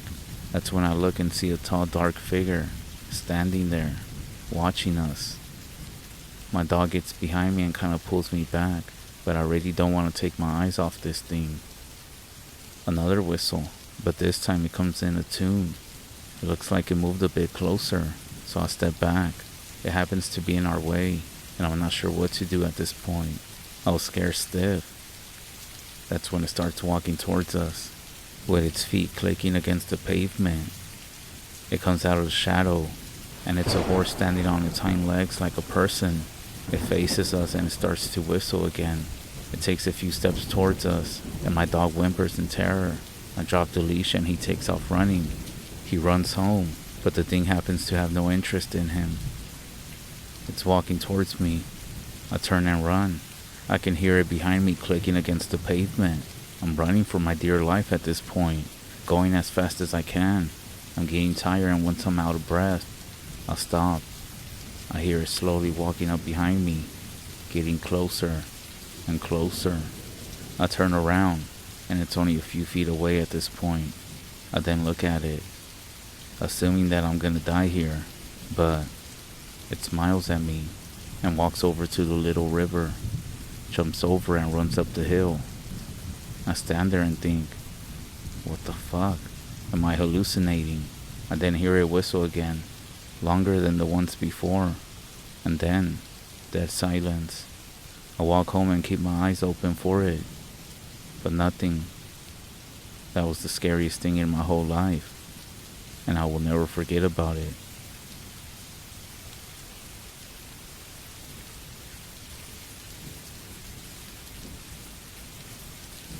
Last winter I stayed in an Airbnb for about a week. This happened the night before my last night there. Really nothing strange happened the whole week. The woods were completely dark, and you couldn't see any lights from other houses, which was great for me. The whole place had huge windows all around looking into the woods. And that night I was walking around one of the rooms when I heard a quick, sharp whistle from outside. I don't get scared easily by stuff outside at night, but it was so weird. The moment that I heard it, I was so full of fear that both my eyes and nose started watering. I stood there kind of paralyzed for a second before I heard another whistle and just went to go close all the curtains and blinds and turned off the lights as well. I'm not sure why I did that, but I sat there in the dark on the floor, so full of fear that my nose was dripping and tears were filling my eyes. I had the windows fully open so I could hear the whistle getting closer, until it sounded like it was literally right outside. And I was shitting fucking bricks for some reason, which was just freaking me out more. I was straining to hear whether I could hear footsteps and whether it might just be a person. I kept hearing weird noises, but nothing that sounded like a person walking. I waited for what felt like forever, until I didn't hear the whistle for a long time, and I ended up crawling into bed and not looking out any of the windows. This event just stays in my mind because of how scared I was. I used to always walk around in the woods at night, and I even ran into hunters and weird-ass people, and I was not once so scared that I felt like that. I sat on the floor with my nose and eyes dripping and kept thinking, why am I doing this? And I could just not make myself move and look out the window or do anything. And I have lived in this area for 25 years before that. I'm very familiar with the wildlife noises, and I don't believe the sound was any bird or animal. Sometimes when I think about it, I can still feel the fear so much that my eyes water again, and I just wonder what the fuck that was. Has anyone ever experienced anything like this?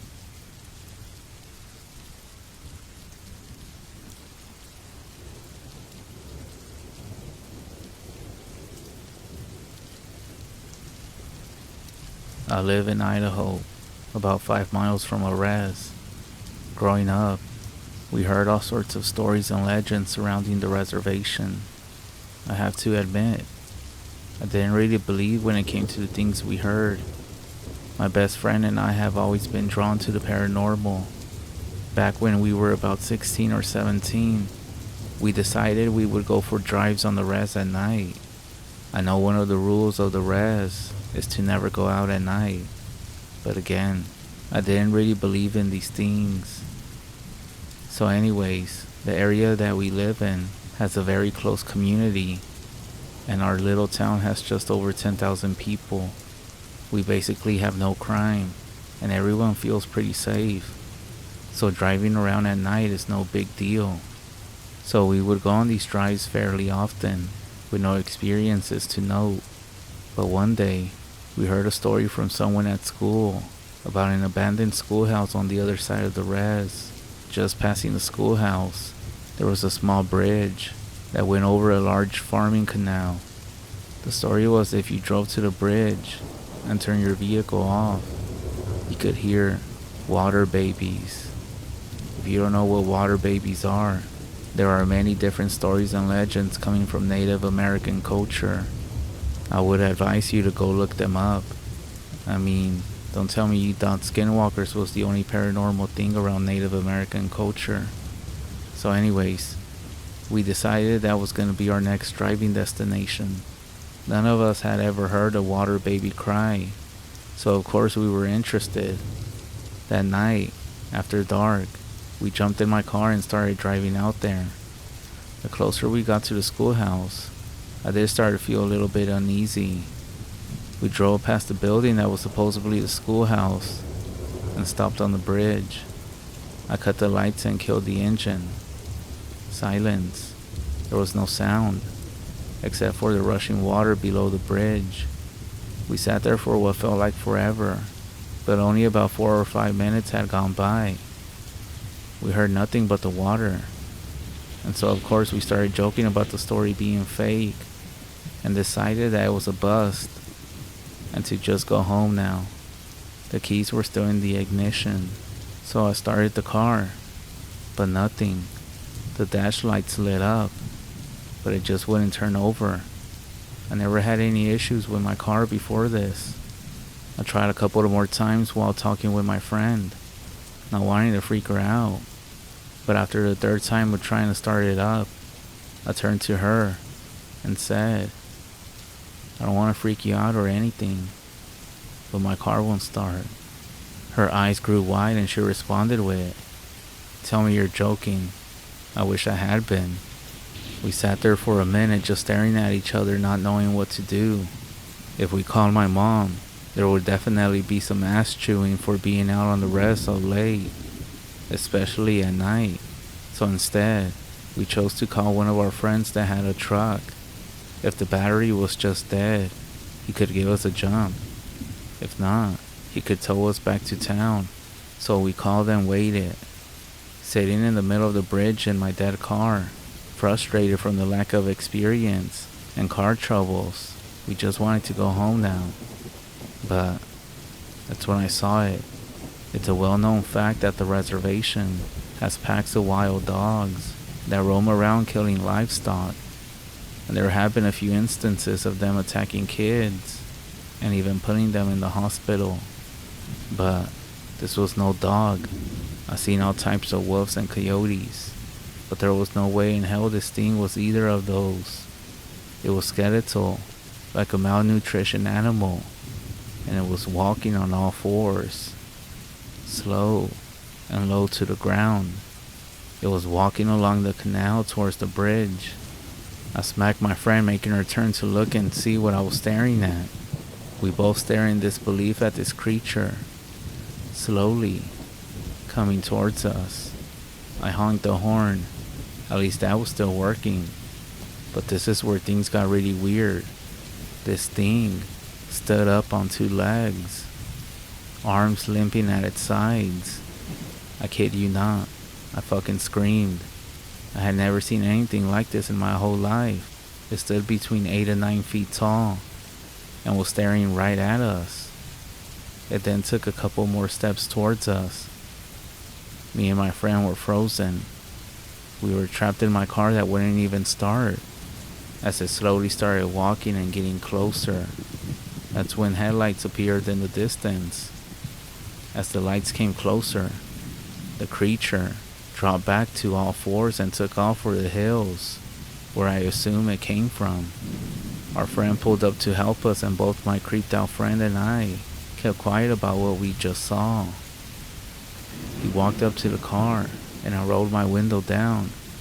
He suggested that we push the car off the bridge to the side of the road and pop the hood. So I threw it in neutral and got it to the side of the road. My friend asked me to pop the hood and try to start the car. So I did. The damn car started right up. I don't even know what caused it to not start before. But that night, I had an experience I'll never forget. I don't go out on the res anymore at night.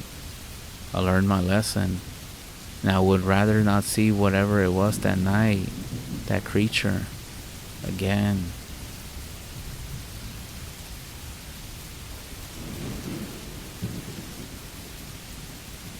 This happened in 2011, towards the end of October. And yes, it's technically an airsoft story, but it's definitely not what you're thinking. I play on a pretty good airsoft team, and we go to a few regionals and some national events just for fun. It's a good hobby. We don't think we're super elite Navy SEAL operators or anything like that, but we have been to military simulation games before. So I live in a mountain state in the western US, and there are lots of military bases out there.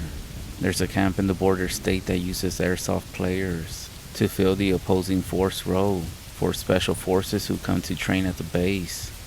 When the special force guys, the camp will contact local or regional airsoft teams that have a reputation for winning their tournaments to come out and be the opposing team for the special forces.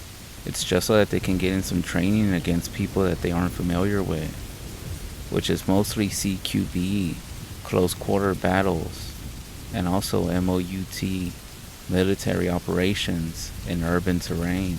They obviously do a lot more special training than this, but this is just what we're involved in. And these places are about tens of thousands of acres. The reason that I'm explaining all this is because usually mentioning that my hobby is airsoft gets me called names, but whatever. And I promise, the story does get interesting and weird, but I just wanted to explain the background. Anyways, I'll get to the point. Our team went out to the camp for 3 days of MOUT. We played the first and second day on a small MOUT site that they had actually set up. That night, we had just finished dinner when a special forces guy comes over and tells us that they got the call of a missing NG, National Guard, over the radio. We walk over and had a quick briefing with about 100 other guys. A few of them were airsofters and the rest being military. The commander of the camp told us that we were all being sent on a search and rescue to find the missing guardsman. His team was doing a landing exercise that day, and he hadn't reported in by 1800 hours, which is when the training was over. We got set up with National Guard radios, and all got the same channel with the military guys. We gathered what little survival gear that we brought. We grabbed plenty of flashlights with extra batteries. We put on heavy winter coats and caps with warm socks. The temperature was expected to drop to 8 degrees that night. After a 20-minute or so walk, we got to the lost guy's last location. Well, according to where he was supposed to be at. About a dozen guys were already there, and they told us to head up over a hill to our left, and then follow a ravine up north. Another 20 minutes went by, and we started heading up the ravine.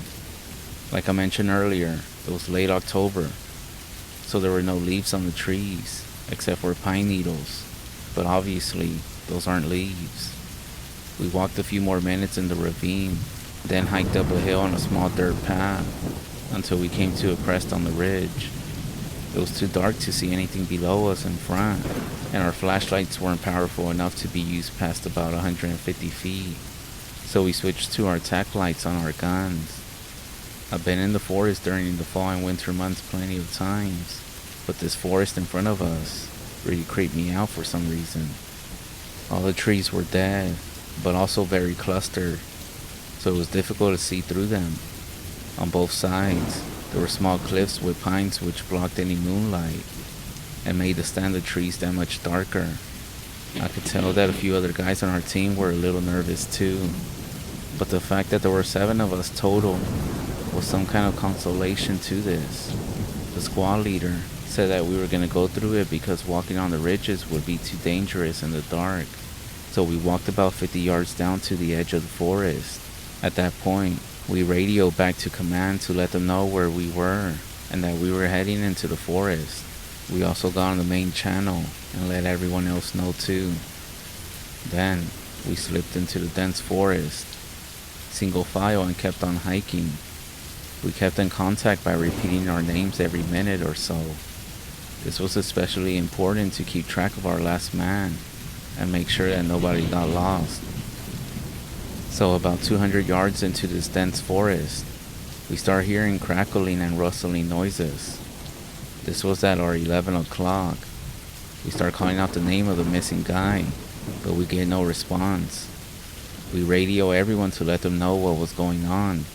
At that point, we hung a couple of lights on the trees to mark our last position in case anyone else came through, and then we just continued. We had only gone about another mile when we started to hear very loud screaming coming from straight ahead. It was about 100 yards away. We all took a knee along either side of our path and stayed as quiet as possible. The screams then stopped, and after about 4 minutes of silence, we were almost ready to move on when suddenly the screaming started again. But this time, it was coming around from 10 o'clock. After a few seconds, our team leader turned around to say something, but the screaming started again. But this time, at our 2 o'clock. We all perked up at that point, and soon there were a few screams coming from everywhere from our 10 to our 2 o'clock. We figured that it had to be some kind of animal because there was no one else out there, and there was only one guy that was missing.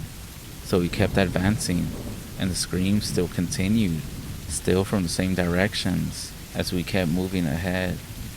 After about 150 yards, we thought that we would be right in the center of whatever was screaming, but it was still coming from in front of us. The squad leader stopped, turned, and told us he heard running water up ahead. After a few more feet, we came to a small stream. We crossed carefully on some stones and then moved another 200 feet or so until we came to a sunken area in the forest where there was a 20-foot gap clearing between the trees. We stopped for a minute, got some rounds together, then decided to try to catch the animals off guard, but it wasn't getting louder or even more quiet, even though we kept moving. We all lined up and turned on the lights at the same time. We were aiming straight ahead. The screaming then stopped, out of nowhere. All I could see was the row of gray dead trees in front of us, and pure darkness right behind them. The hair on my arms was completely raised at that point, because whatever had been screaming now knew that we were there. Once we turned on the lights, we were about to shift positions and move into better cover when we heard an extremely loud roar come from our front. I heard bears, mountain lions, and other wilderness critters before, but this was like nothing that I had ever heard in my life. It definitely wasn't human, and it wasn't any recognizable animal. Some of the guys started to whisper, but soon stopped as this other noise came from behind us. And in a few seconds, what sounded like roars and screeches were coming from all around us. And suddenly, we heard one come from our 8 o'clock that sounded like it was only a few fucking feet away. It was at this point that our squad leader got up on one knee and said, "Everybody get up, we're moving right now," in an urgent, non-screwing around voice. We all stood up and quickly started sprinting towards our 1 o'clock, the opposite direction of the closest roar. I don't even remember how long we ran, only jumping over logs and trying not to get caught on the branches. I would shine my light to the left through the trees for a couple of seconds, and then switch back to the path to see where I was going. These screeches kept coming from both sides and seemed to close in on us.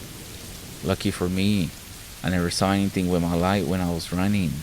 I mean, I didn't want to see, but at the same time, it was almost worse not knowing what was chasing us. We finally reached the riverbank, and all of us literally leaped about 12 feet across, because that's how much the adrenaline was pumping through us. When we landed on the other side, we scrambled up a hill with some pines and hid behind the trees. Even though we were only a few feet from each other, we kept our lights scanning the tree line below us. My adrenaline was really going at that point, and my body felt like it was about 1/10 the weight that it actually was. That was the most intense fight or flight moment in my life. I was able to keep my arm steady and my light pointed below us. After a couple of minutes, I realized that something was rattling heavy to my left. I checked over my shoulder and saw my teammate shaking so hard that his gear was rattling around like all hell on his body. I shifted my position and put my hand on his shoulder, but he immediately jerked his arm so hard, my hand went flying. I looked right into his eyes, and I have never seen that much fear in my entire life. His pupils were dilated so much that I almost couldn't see the whites of his eyes. I told him that we put some distance between ourselves and whatever was chasing us, and that we're gonna be okay. Lucky, he hadn't totally lost it yet, and he nods to acknowledge what I said. We sit up on the hill for about 10 full minutes just trying to get our shit together, and also let the adrenaline go down. Finally, I scoot over to the squad leader and ask for his radio. He fumbles for a minute, then he hands it to me with a shaking hand. I'm pretty sure, or at least I felt like the most level-headed one in our team right now. So I called on the radio to let the other teams know what was happening. It took about 2 minutes of uninterrupted talking on the radio to explain our situation, because my mouth was also starting to shake, and I had to repeat and correct myself every 2 seconds. Soon, there was radio traffic reporting the exact same type of thing happening with other squads. This made us feel slightly relieved, until we realized that whatever was screeching wasn't just isolated to the one area. At that point, we decided to get the fuck out of the area and stay on the ridges where at least we had some visibility below us, and we weren't surrounded by a dense grove of trees. We walked about half a mile along the ridge, then we had to drop down onto a dirt path because the hilltop was too steep to continue. After some more walking, we came to a small cluster of the same dead trees. Even though we were on the opposite side of the hill where we were chased, we were still on the edge though, and slowly approached the trees with our lights off and with no communication. When we were about 25 feet away, we saw some movement and froze in place. My adrenaline had kicked in again, and I thought, this is it, no more running. It's gonna get us right here, in the middle of nowhere, and no one, not my family, not my friends, will ever know what happened to me. Before I had the chance to swing my light up, 4 lights beamed in our direction. Search and rescue team. It took us a few seconds. The guys in the trees pointed their lights down and told us to come towards them. I thought my team was scared to death, but these 4 guys were as white as sheets. They asked if we heard the same noises and the screeching as well, and we replied yes. And then we also mentioned we had been chased a few minutes earlier. They said the exact same thing happened to them, only they had stayed in place and had been stalked, circled, until they heard us approaching a few hundred feet away. After we linked up with the 4 new guys, we got the fuck out of there and continued north, hoping to find some other squads just to at least increase our numbers and feel a little bit safer. After about 5 minutes into the walk, I heard a loud thump behind me, and everyone immediately turned around, expecting to see whatever had been screaming. We saw a man laying down on his stomach but still moving. We all thought he was attacked, but he got up onto his knees and started slapping his chest, indicating that he had the wind knocked out of him. All he did was point down to his right. As we looked closer, We saw a piece of rebar where his foot was, and there was some concrete right under it.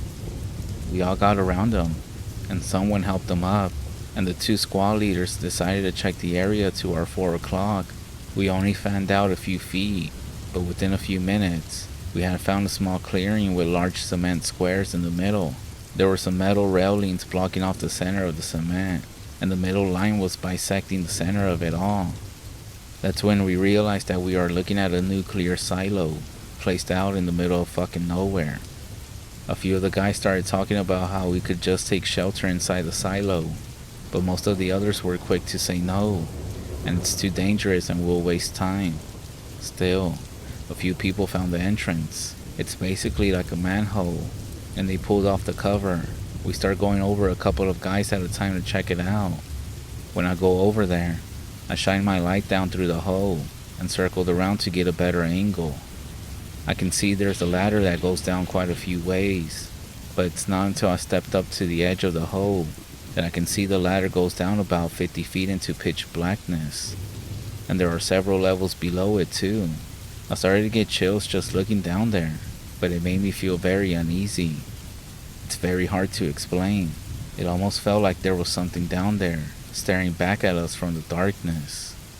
I stepped away and sat down on the railing with a guy from our search team. I could see he was still shaking slightly, and I looked at his face, and I saw tears. He was crying a little bit too. He was only 16, one of the younger players on the team. I told him that it was going to be alright, and then I took a deep breath and let it out slowly. I told him to copy me. We then started breathing in unison for a couple of minutes, which definitely helped the both of us out. Because to be honest, and I hate to admit it, but I was starting to lose my shit as well. After we came to the conclusion that none of us were going to go down into the silo, a couple of guys yelled down inside just to be sure that somehow, for some reason, that the missing man wasn't in there. We all knew that he wasn't, but we wanted to reassure ourselves that we were doing our best to find him, since everything else was going to shit. I had almost forgot about our search mission, with everything else that was going on around us. It was only about a minute that passed until I heard the radio chatter again. This time, it was about calling off the search because of adverse conditions. The squad leader said that we needed to move 1.5 miles southeast to meet up with some Hummers that were going to come get us. We collected all of our shit and got moving quickly. We moved in pairs and numbered off so we didn't lose anybody. Basically, we kept repeating our numbers up the line. 9 and 10 up, 11 up, 7 and 8 up, 5 and 6 up.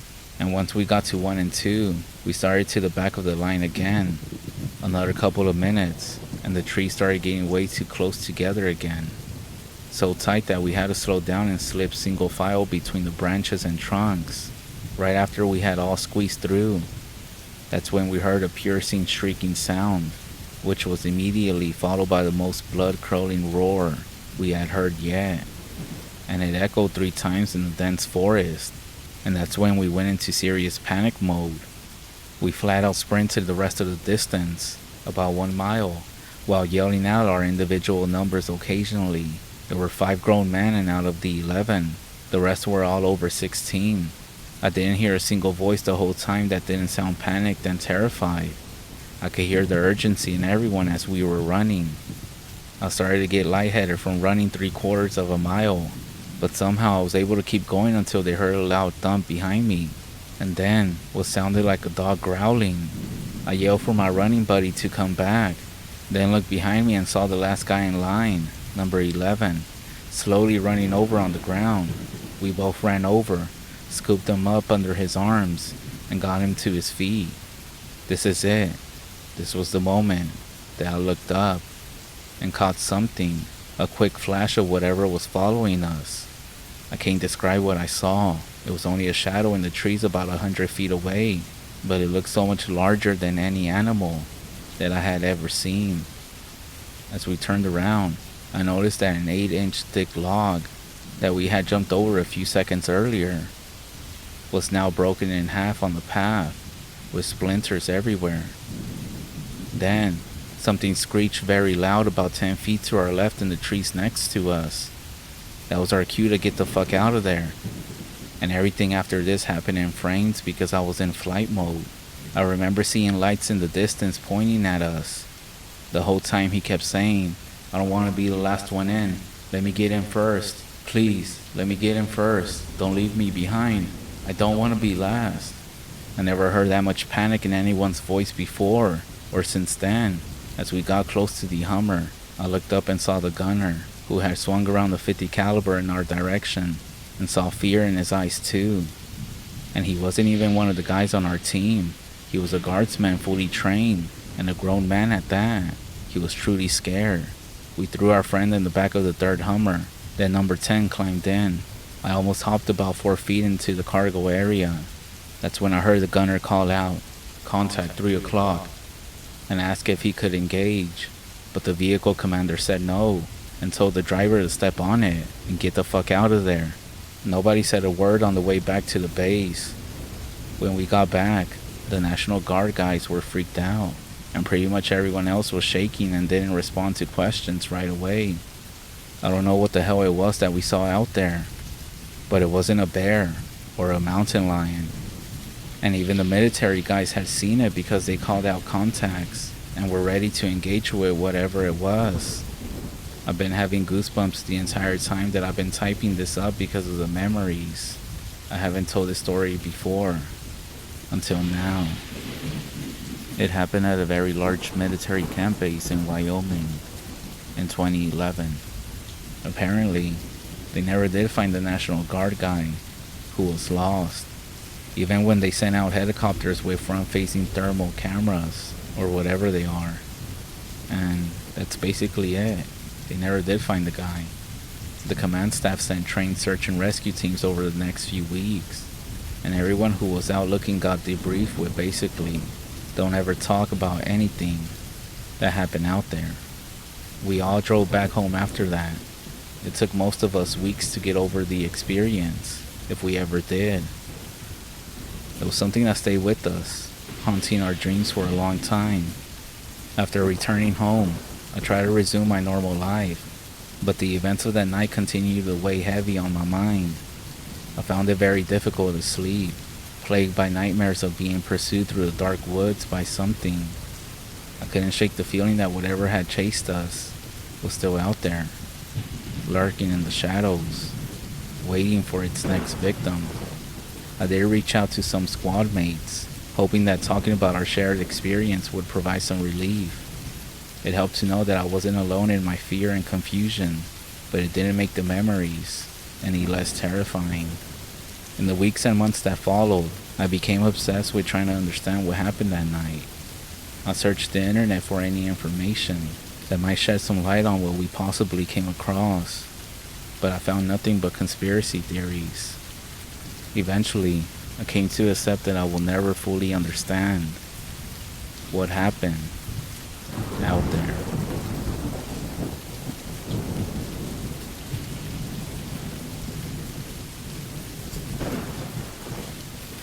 So before I start this story, I would like to say that the Black Hills is sacred land. It's a deeply spiritual place. As a Native American, I was told by my relatives and grandparents that the mountains were sacred places and that spirits dwell within them. Back in the early days, our ancestors would ask for permission to safe passage before traveling through them. On the Siksika First Nation here in Canada, in the center of the reservation sits a patch of land that's been sacred to the Blackfoot for hundreds of years. They call it the Sandhills. My wife once joined her father, a medicine man, to collect these pine berries that grow on the ground. I forgot the exact plant name, for beading purposes. She had trouble finding some and told her dad. Her dad looked at her with a confused look and said, "Well, did you ask him if you could take them?" Realizing her mistake, she bowed her head and asked. She then went down to look again, and of course, found an abundance of these berries. It's believed that these people, the tobacco people, live in the sandhills, tiny people, and when you take something from the sandhills, you have to leave tobacco behind as an offering. So my wife's late uncle once told me a story before the res had street lights, that they would often have to walk from one community to the other to attend gatherings such as dances. They would have to walk on this long stretch of gravel to get to the other community, and to the west of this road were the sandhills, and they would see silhouettes dancing in the sandhills. So I went on a camping trip and ended up camping in the Black Hills National Forest in South Dakota. Besides the warning of bad weather and a general uneasy feeling going in, I assumed I was just anxious from driving all day, and the fact that I haven't tent camped without a group in years. I know about the outdoors and I trust in myself, but I'm extremely respectful to the land, especially the forest, as I'm normally picking up garbage and disposing of waste whenever I found it. Me and my wife finally arrived to the site. It's the last minute and we decided to camp not too far off a dirt road in a designated camping spot with a tent and blankets in my truck. We set up the tent and watched the sunset before falling asleep in the tent. I have the feeling to leave my firearm locked up in my truck for some reason, and I decided to listen to my gut. This time, we crawled into bed and drifted off to the sound of rain in the forest. I knew it was the anniversary of the Deadwood flood, but I don't pay too much mind to it. I'm having a little bit of trouble falling deeply asleep, as I'm just listening to the noises all around the tent. I'm not sure how it happened, but I guess I fell asleep, because I woke up to the sound of the tent zipper being opened.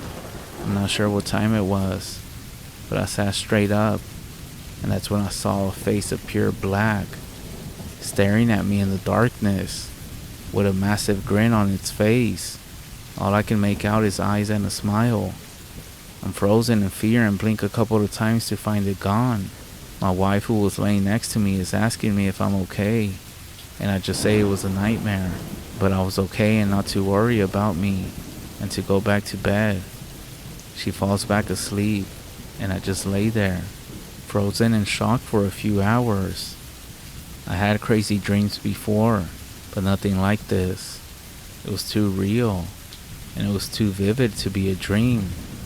This is actually the first time my wife goes camping, so I decided not to tell her in fear of scaring her away from something we both discover and we enjoy.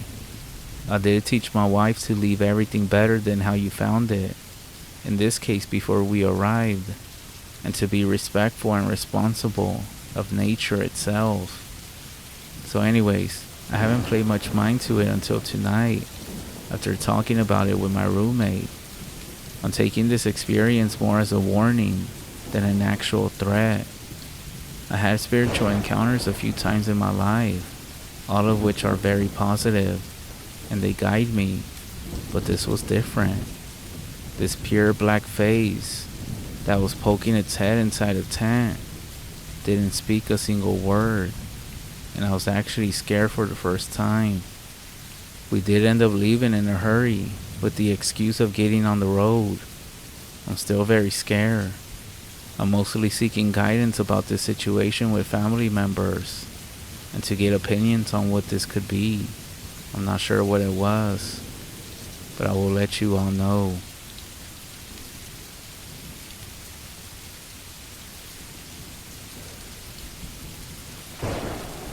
So this happened a few years ago in Vermont, a place that me and my friends go to almost every other weekend. My friend's uncle owns about 140 acres of land. We go camping there all the time. We used to go with him, but now that we're a little bit older, it's just been us for quite a long time. One of the times we actually have a group of friends go, it's unusual because they're not really into camping or doing stuff in the woods, but it was still pretty cool to chill with them all out there. When his uncle bought the land, there was a busted up camper that was parked there, and we would shoot at it just for fun. It was actually pretty useful though, because me and my friends who would go up a lot would cut up some extra firewood and just leave it in the trailer, so we would have some dry wood for winter trips. The first night was great. It was super fun. I passed out not long after we got there, since we got everything set up around 1 a.m. and settle in around then.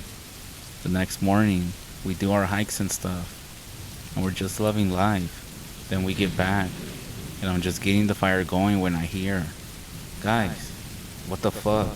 We rush over, and in the camper right in the doorway is a cow's head. It couldn't have been more than a few days old, barely if at all decomposed. There are farms everywhere in Vermont, but the nearest farm from us was easily a 30-minute drive. We are far in the woods here, so we grab our guns and just start to patrol the area a bit. Only me and my main friend have any guns. Everyone is dead silent for a long time. We're all just listening. I convince everyone that however it got there, the person was gone. There was no body, just a head. Me and my friend go for a walk down this usual pathway, and we follow it for about 5 miles. And when you do, you end up at this huge clearing. It's one of those clearings in the woods where all the power lines go through. So we keep on walking. About 15 minutes later down the path, a path that again we know very well by now, we see this big ass tree, and there are stones planted in the ground like steps. We look at each other like, what the hell are those? Because we just took the same trail last month. So we follow the path, and it circles around the tree, and we see a chair on the back side of it. I stare at it for a while. There's nothing strange about the chair, but the stones that are put on the ground. It almost looks like someone, for some reason, was worshipping whatever was in this chair. I then notice that the sun is starting to set, and it's gonna get pretty dark soon. My friend then says that he's starting to feel a little creeped out. It gets dark really quick when you're that deep in the woods. There's no light at all. Then, all of a sudden, we hear the group that we left behind, and they're screaming like bloody murder. So we start running back down the trail, kicking ourselves for not staying with them and looking around. We get back to where the group is at, with our guns up, looking around, calling our friends' names. All of them are around the camper, a little out of our sight, still looking ahead. They all get scared as hell because it looks like we're getting ready to shoot them. We ask if they're alright. We heard them scream.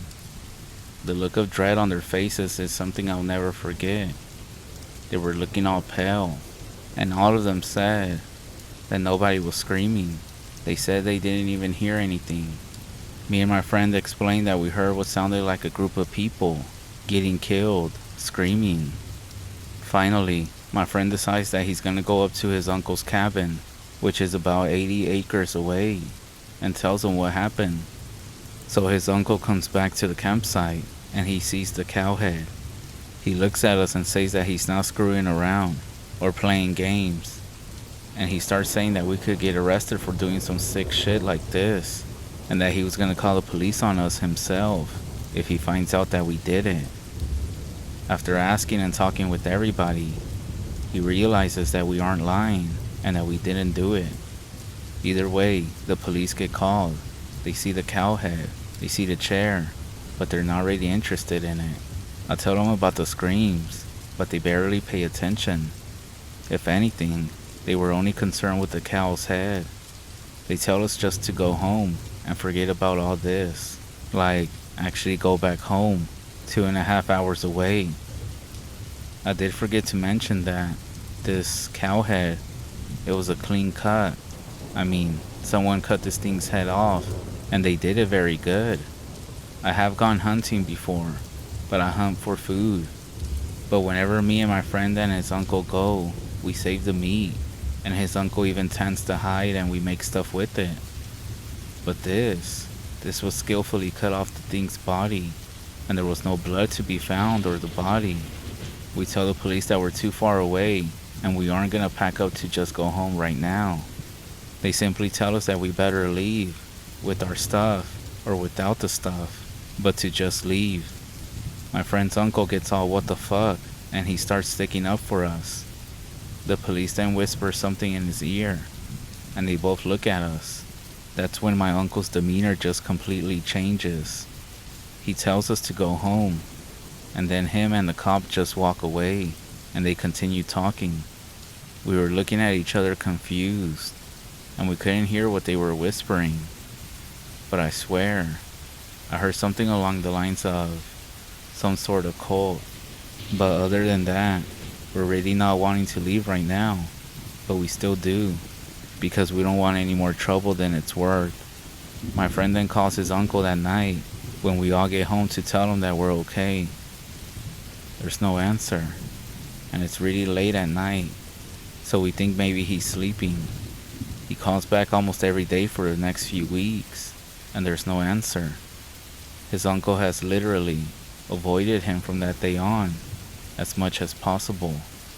He acts like he doesn't even exist at this point, and there was even a time when they were all together at a family barbecue, and he was always so happy and always joking. But now, he just pretends that he doesn't exist. He doesn't even associate with anybody, and he just kinda always looks sad, always by himself. I don't know what the hell was going on in those woods that night. I think about it all the time, and it's something that I'll never forget.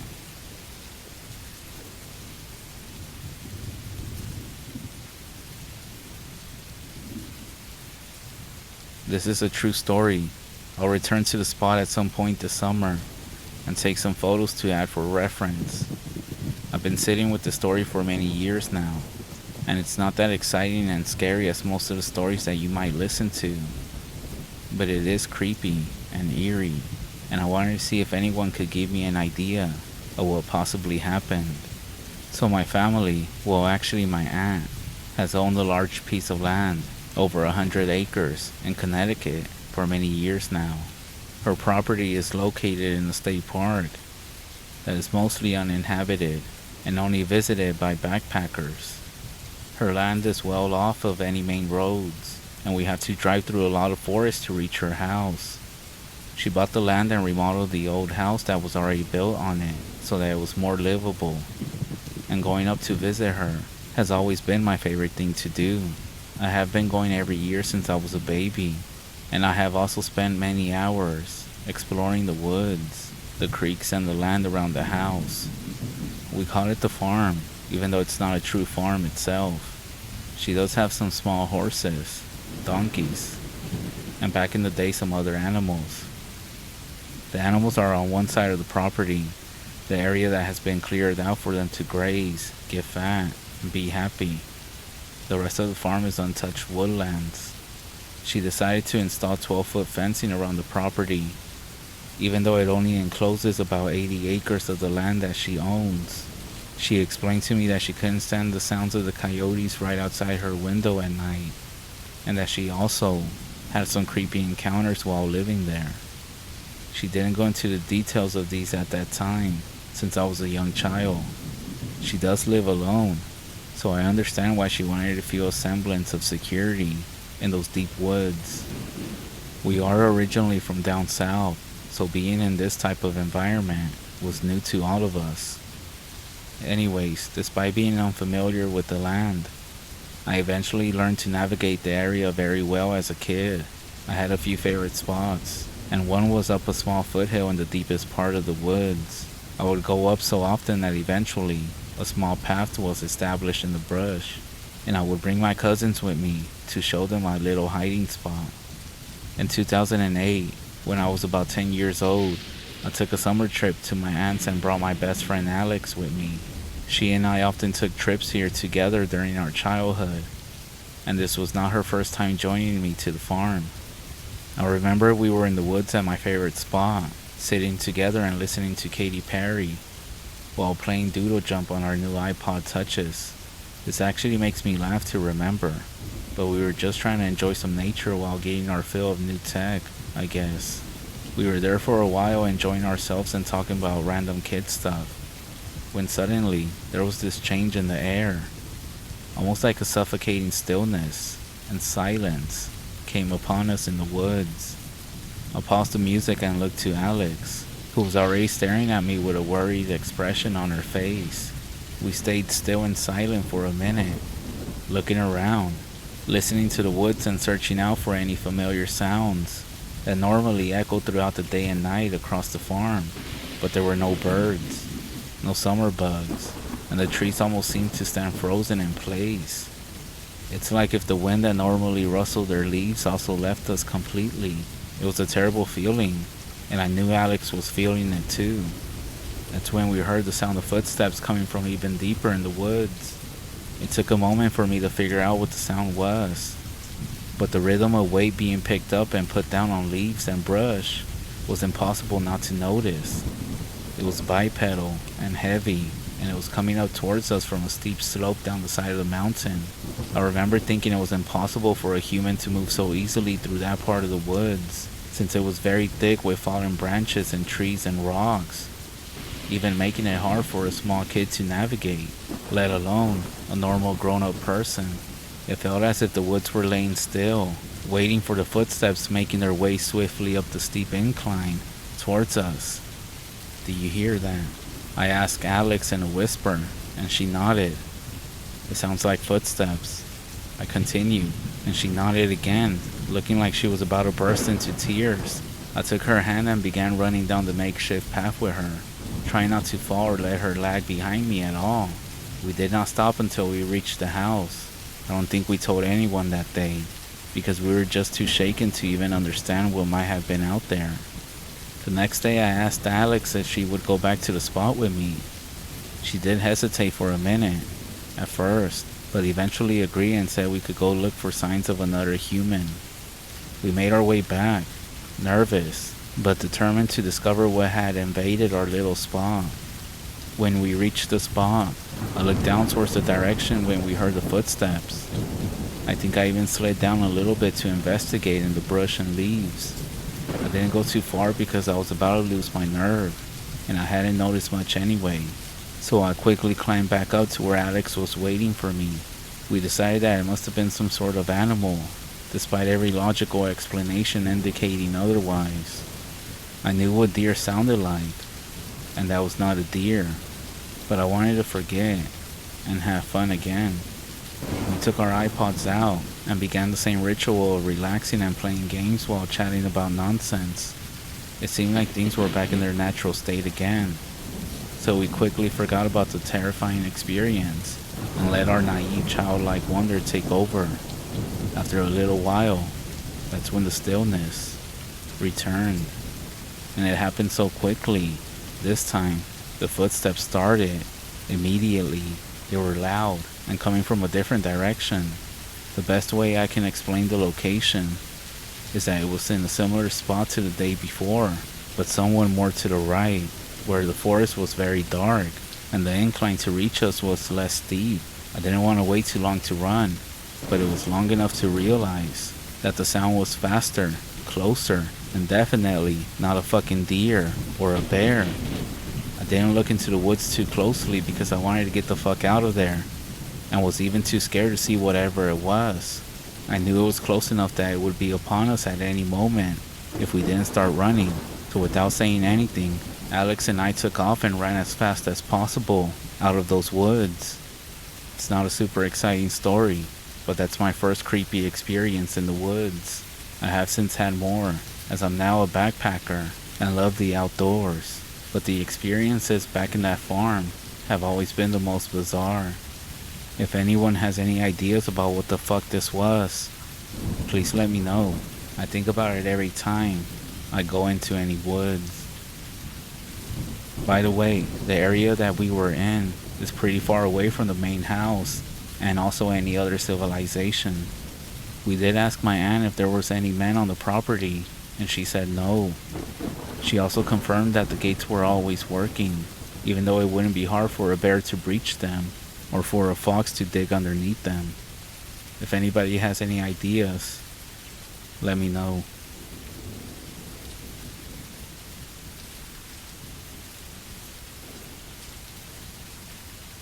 After what happened to me all those years ago, the one place in the whole world that still rattles my body and sends chills up my spine happens to be my grandmother's farm.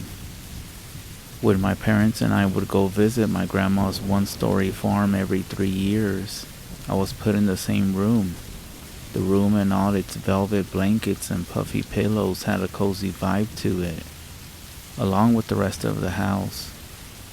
But at nighttime, the large window in front of the bed painted a picture of the unsettling wilderness outside, which wouldn't help with my imagination.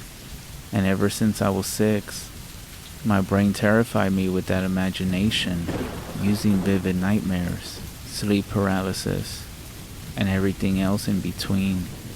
So naturally, my fear of the window was always there. You see, most kids have monsters underneath their beds or in their closets. But at my grandma's house, there was something that lurked outside that window. The first time I ever saw it was at 2 in the morning. The creature, which I assumed was just in my head and I was imagining, was at the edge of the woods staring at the window. It was a goat, standing on 2 legs. Its body had the shape of a human, and its claws dangling around its thighs. I slammed my eyes shut and covered myself with my soft blanket, waiting for the thing to evaporate from my imagination. As you can guess, I was tired by the time I woke up. That morning, when my parents were at the town's Walmart, and I was trying to forget last night's experience, I had a pleasant conversation with Grandma.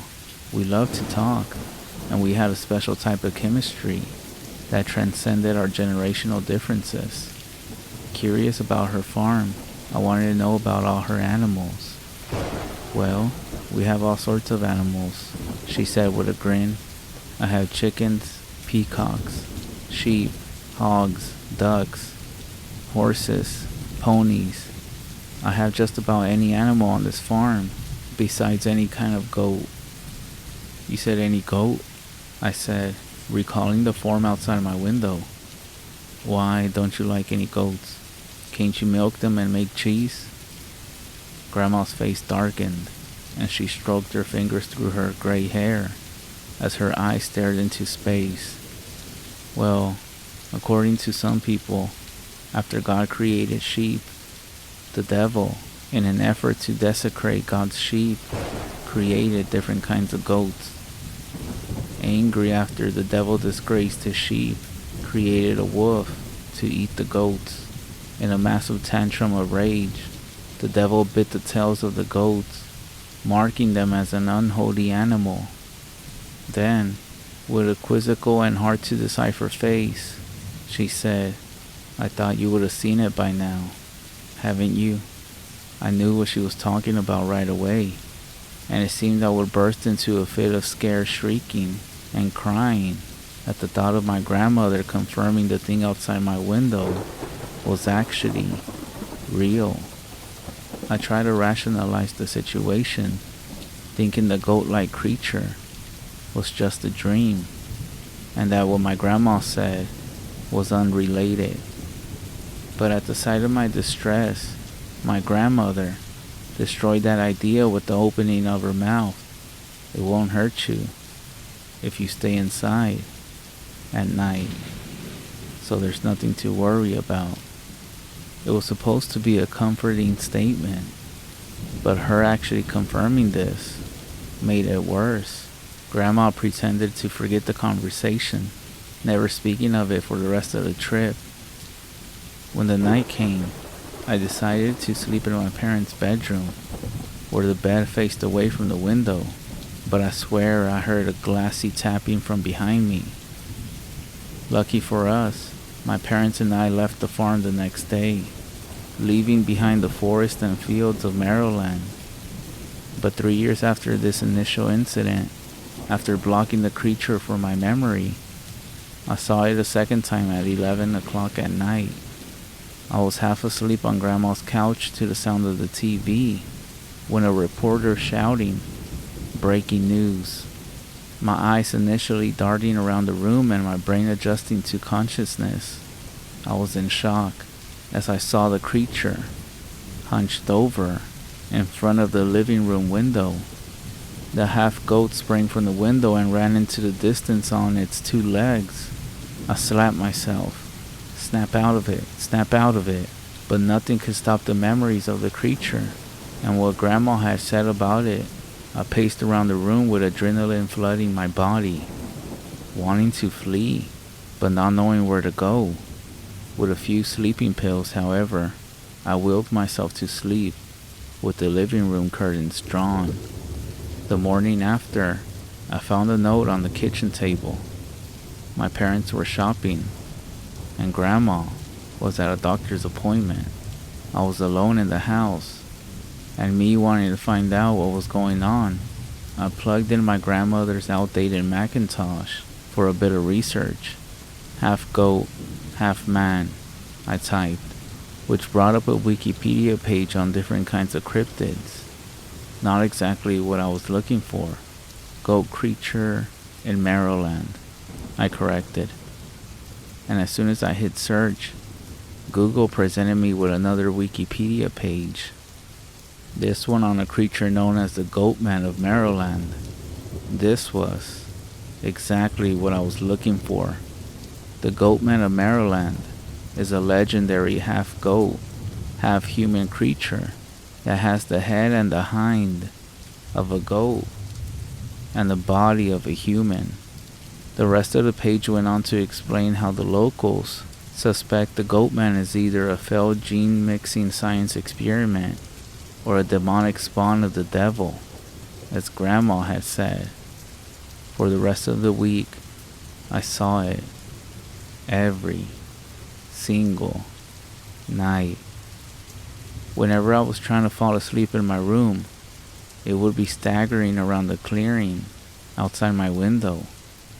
If I was watching TV late at night, the Goatman would be gazing at the screen from the living room window.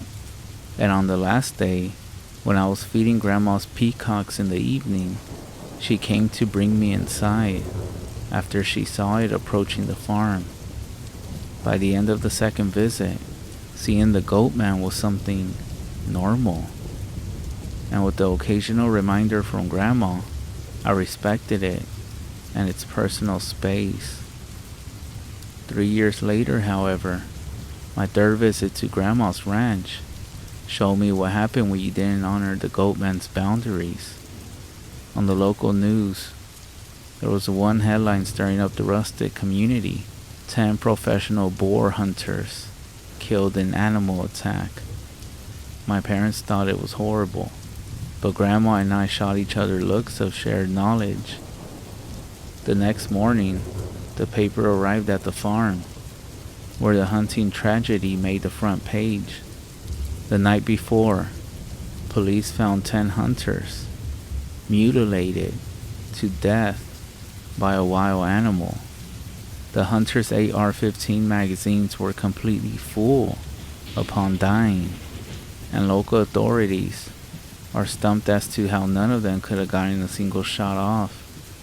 My parents, who had no knowledge of the Goatman, had no idea what caused the attack, and were as ignorant as the rest of the investigators. So I had to ask Grandma why my parents hadn't seen it yet. Well, she said, the creature only appears to those he finds interesting. You have to understand it can change its views on people. I have these scars from when I was a little girl, but after it got used to me, it stopped.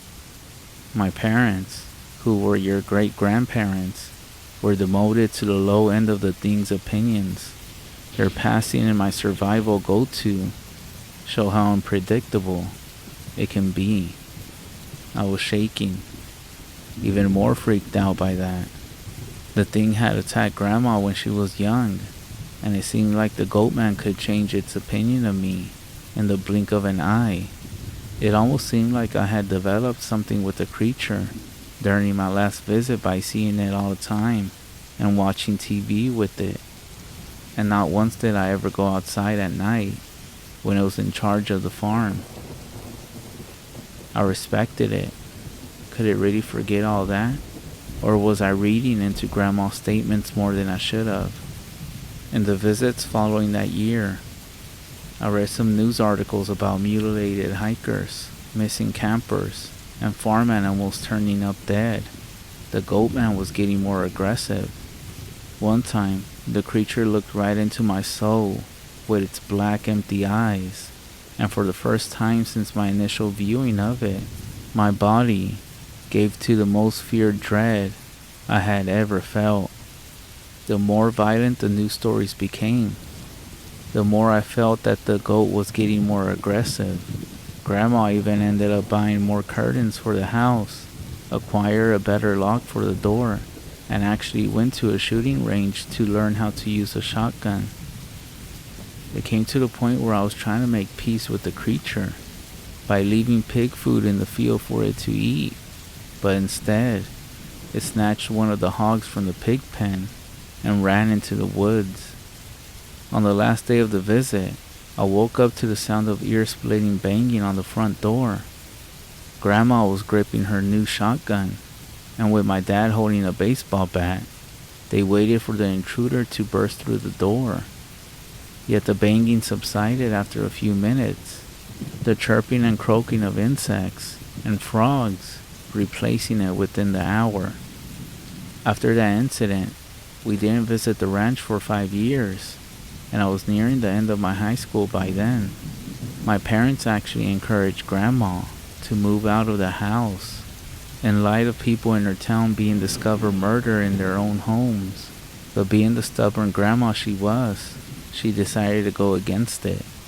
Besides, she thought she knew how fortified her farm was. A few weeks ago, we returned to that awful farm, finding barbed wire on the outskirts of the field. There were fewer animals now, and I swear some of the surviving pigs had faded scars on their bodies from scratches, stabs, and bites not even the most vicious bear could manage. I was more jittery than I ever been in my life, and it was all because I knew that goat man was scheming someone in the deep woods, sensing that I had arrived on its land. I spoke with Grandma, who showed me a newspaper talking about how the FBI was getting involved in the murder investigations here, and that the criminal would be behind bars soon. However, as Grandma told me, other farmers around town were speaking about how the FBI's true motive was to cover up the real culprit. When we were having dinner, I poked at my food, ignoring the discourse my family was having. Afterwards, I went to my room and made sure the door was shut before I hopped into bed and waited.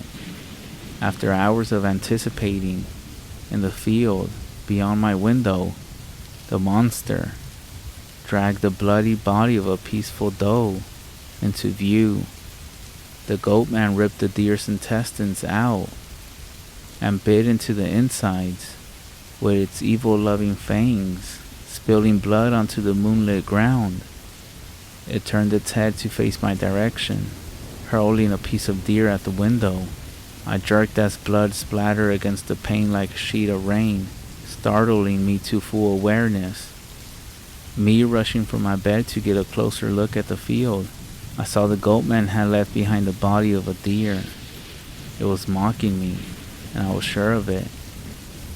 I settled back into bed with the blood sliding down the window, wrapping myself in my blanket as if it was armor, and getting ready for whatever might happen next. I have no idea how, but I drifted asleep with a piece of the creature's latest meal stuck to my window. That was when I had the worst nightmare any human mind could produce. It was a once-in-a-lifetime dream of horror, where the creature had crept into my room and was slicing chunks of muscle from my limbs and carving blocks of flesh out of my torso with its claws, choking me with its horns. The pain was real, and I smelled the rotten stench of the creature's dirt-matted fur. It was as if my mind was nagging at me and screaming at the top of its lungs for me to wake up. So I did. Soaked in sweat, I sent my eyes flying open, gasping like I was on the edge of dying. As I scrambled to see any sign of the goatman's presence outside, I panicked upon seeing several inconsistencies with how the room was when I went to sleep. Now, the door was wide open, and something had smeared deer blood on the inside of the window, and that's when the tapping reached my ears. Not from the window, but from my bed frame. Two furry hands slumped over the frame, claws dripping blood onto the sheets. I froze, the form getting to its feet and tilting its head as it examined me. Too weak to fight and too shocked to run, I waited to die. But to my surprise, instead of slashing my belly, the goat man spoke. "You be not right," it said before crouching on all fours and scurrying and walking out of the house. When the police arrived, they found the lifeless body of Grandma, who had died of a heart attack. After that, the FBI showed up, erasing all evidence of forced entry and the strange deer blood being inside the house. With me sobbing and my parents crying, Dad decided to get us a hotel, and I actually rejoiced at the fact that our room was on the 3rd floor. I shed a few tears and had a good rest. The thought of what the creature had said zipping through my mind. That was 2 weeks ago, and until now, I believe I would never have to see that farm for the rest of my life. But as it turns out, my grandmother had left the farm to me. Not only that, she clearly stated in her will that I should also inherit her shotgun. I don't want to go back there, but because she died, I feel a weight of guilt dragging me down. My heart desires for me to follow her last wishes, and they involve going back to Maryland with her gun. But first, I'm gonna try to get a priest to bless the farm, or an old American native elder to perform a smudging ritual. Even though I'm skeptical about those ideas working, I don't know when I'll have an update. I just know it has to be soon, or else.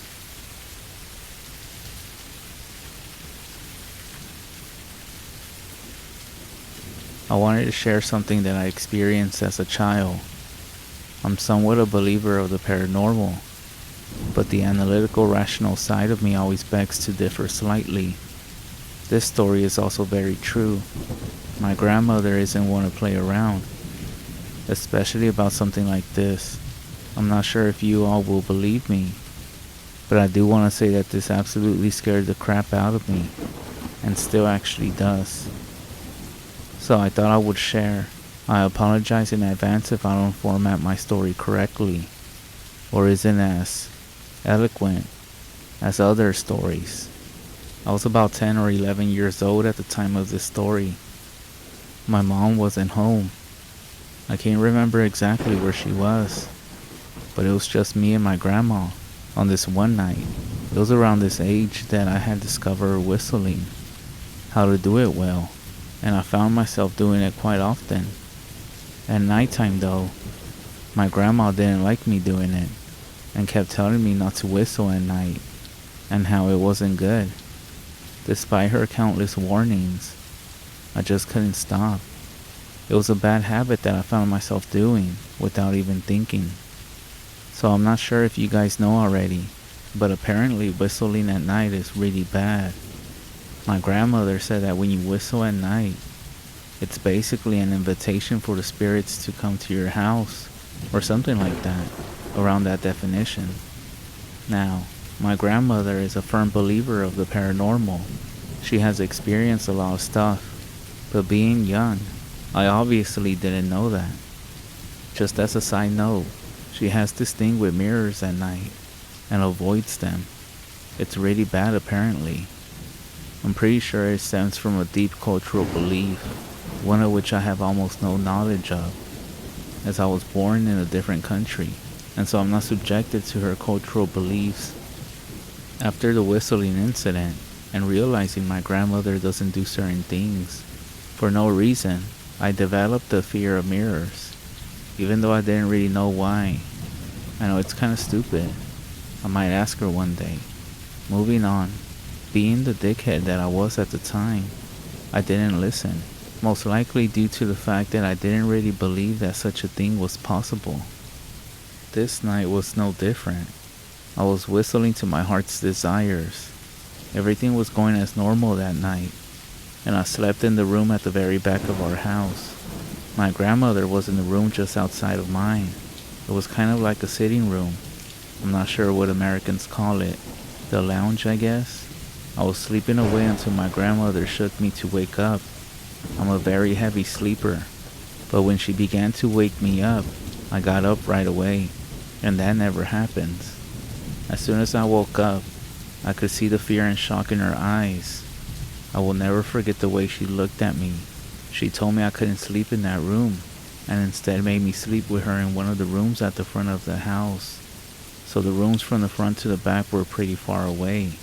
Initially, I was confused, like, why can't I sleep in that room? And why did she look so scared?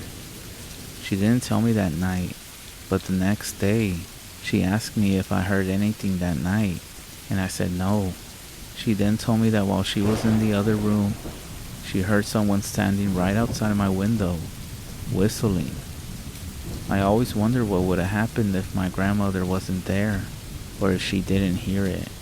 Even though I wasn't a witness to this, I truly do believe her. And ever since that day, I don't ever whistle at night again. By the way, I did some research on the mirrors.